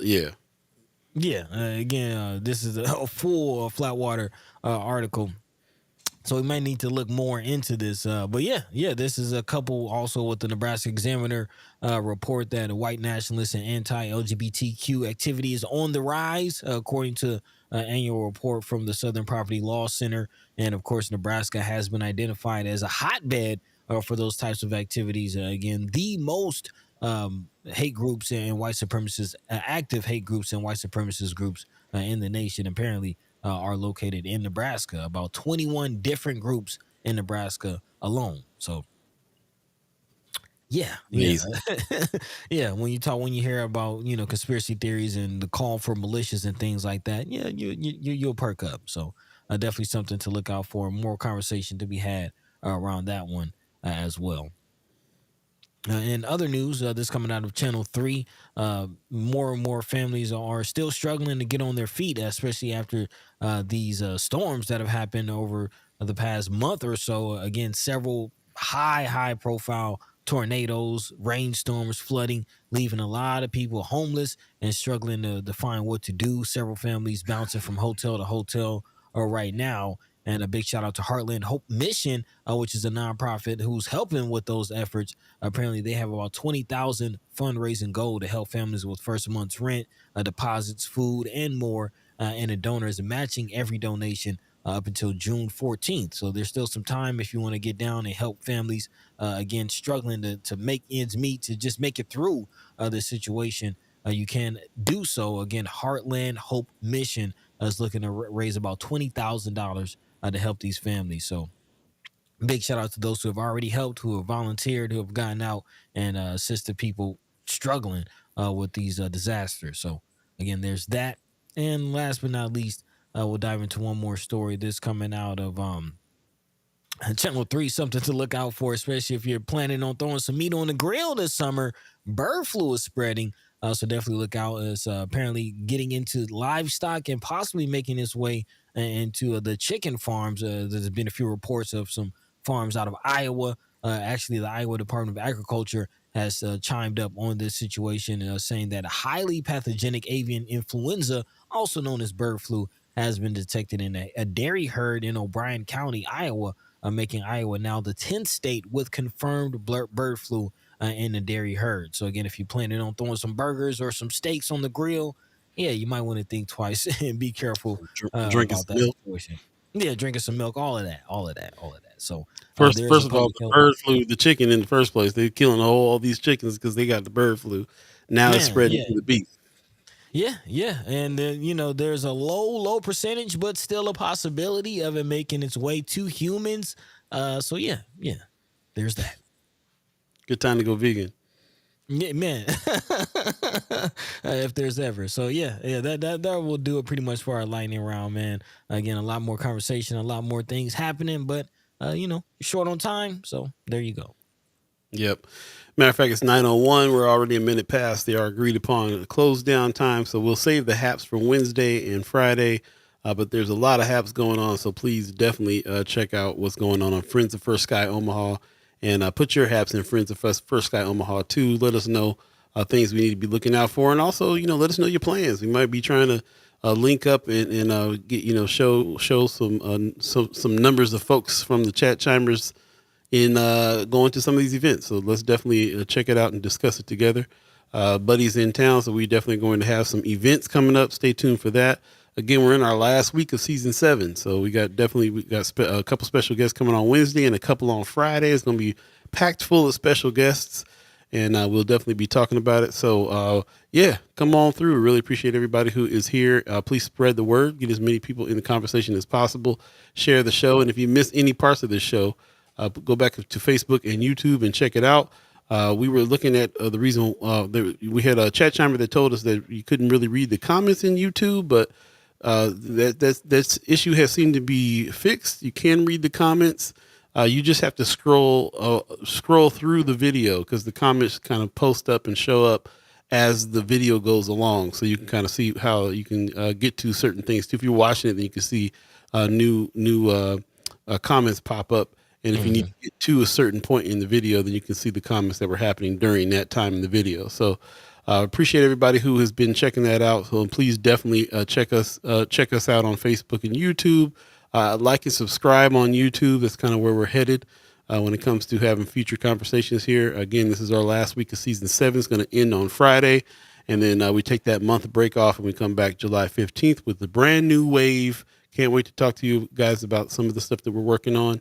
And all that good stuff. So a lot of good stuff coming up. And like I said, can't do it without you, our co-host, our chat chimers. Can't do it without you, the ghost listeners as well. So shout out to the ghost listeners out there that are always peeping in and sharing the show and everything that's happening. Also, thank you to all the new members that have signed up. Thank you. So inclined, go to First Sky Omaha in the morning. I'm sorry, First Sky Omaha what am I looking for? FirstSkyOmaha.com, the donate button. Sorry, we There got you so go. many tags. Yeah. If you're so inclined, hit the donate button and support the show. And shout out to the people that are coming in as $10 members, $25 members, $50 members. Thank you, thank you, thank you. This helps Thank us you. keep the ball rolling, the conversation rolling, and the new things that we got coming up. We're always pushing to sustainability. Got a long ways to go on that, but every little bit helps. So really appreciate everybody that's done this already. If you're so inclined, please continue to do so. And also shout out to our people that we're doing ads with now. So shout out to Drunk Ship Coffee, who has been supporting what we've been doing for a while as well. If I can find the graphic, definitely go to drunkship.com, drunkshipcoffee.com, and order your beans. They have a nice light roast, kind of a medium roast on a specific bean from a specific farm in Ethiopia, which we find out is the birthplace of coffee. Yeah. Ethiopia gets down. And yeah, go ahead and get your drunk ship coffee today. Shout out to them for supporting as well. Shout out to the land bank that is doing some things with us now. Really appreciate that very much. Shout out to the city of Omaha, who were trying to work with and get the word out about the soil remediation program. Shout out to Mama God, who had a great idea. She was like, I'm calling. She said, my neighbors got pretty new grass in the process, beats cost of aerating and reseeding. Yeah, you got the opportunity to get some new lawn happening if you happen to have some lead in your soil, and you get the remediation program and they come back and get the lawn taken care of. So shout out to Mama God for peeping that out. And yeah, shout out to all of you that have allowed us to continue here and bear with us through all the technical difficulties and all the stuff that we're trying to do to maintain this, and your support. It means everything. So appreciate you very much. We're going to go ahead and get out of here. Buddy, you got some words for the people? Yeah, of course, a big shout out to Brother Sherman Wells and Senator Terrell McKinney for taking the time out of their schedules and their, busy days to come and speak with us and drop some gems on us. Again, remember to get mobilized if you can do so. Room 305 today at 2 p.m. A sister in the community needs our support, man. So let's make sure we can show up and do so. A big shout out to all of you who are planning to do that. And yeah, big shout out to all of you listeners, ghost listeners, even the monitoring spirits. We know you're there. Hearing good news. Again, just a quick update, man. I had a conversation with Sister Tamika over the weekend, and she mentioned that there was some movement from our show on last Monday, and OHA apparently had reached out to her to team up to do some things to help, relocate families dealing with those conditions. And, some movement is happening with the whole OHA situation.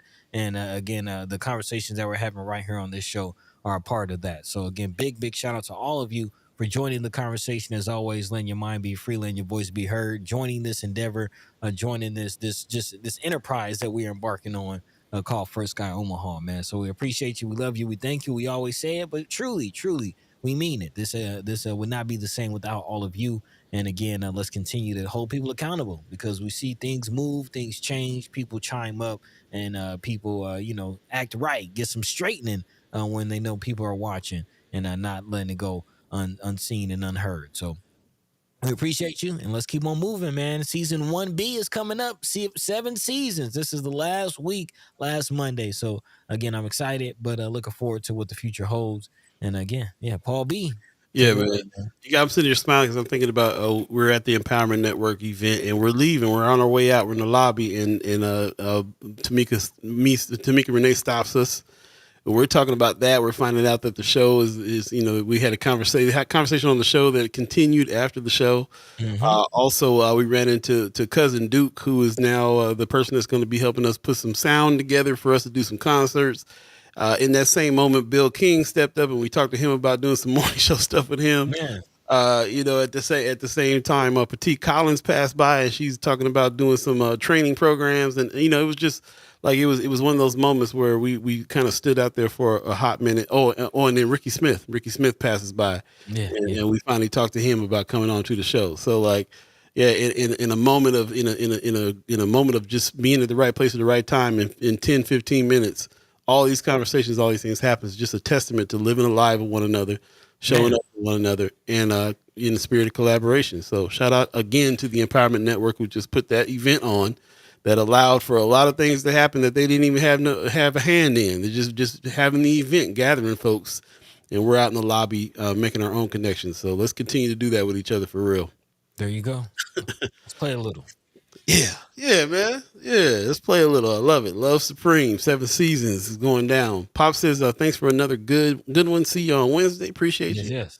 Vaughn Chapman in the chat. Good morning to you. He's asking about where all these people are at. Where's the YMCA? Where's the Urban League? Did hear about the Urban League teaming up on some training with one of the colleges. We'll be talking about some of that. Yeah, I actually got that right here. Okay. UNO. Yeah. They partnered partnership with the Urban League of Nebraska.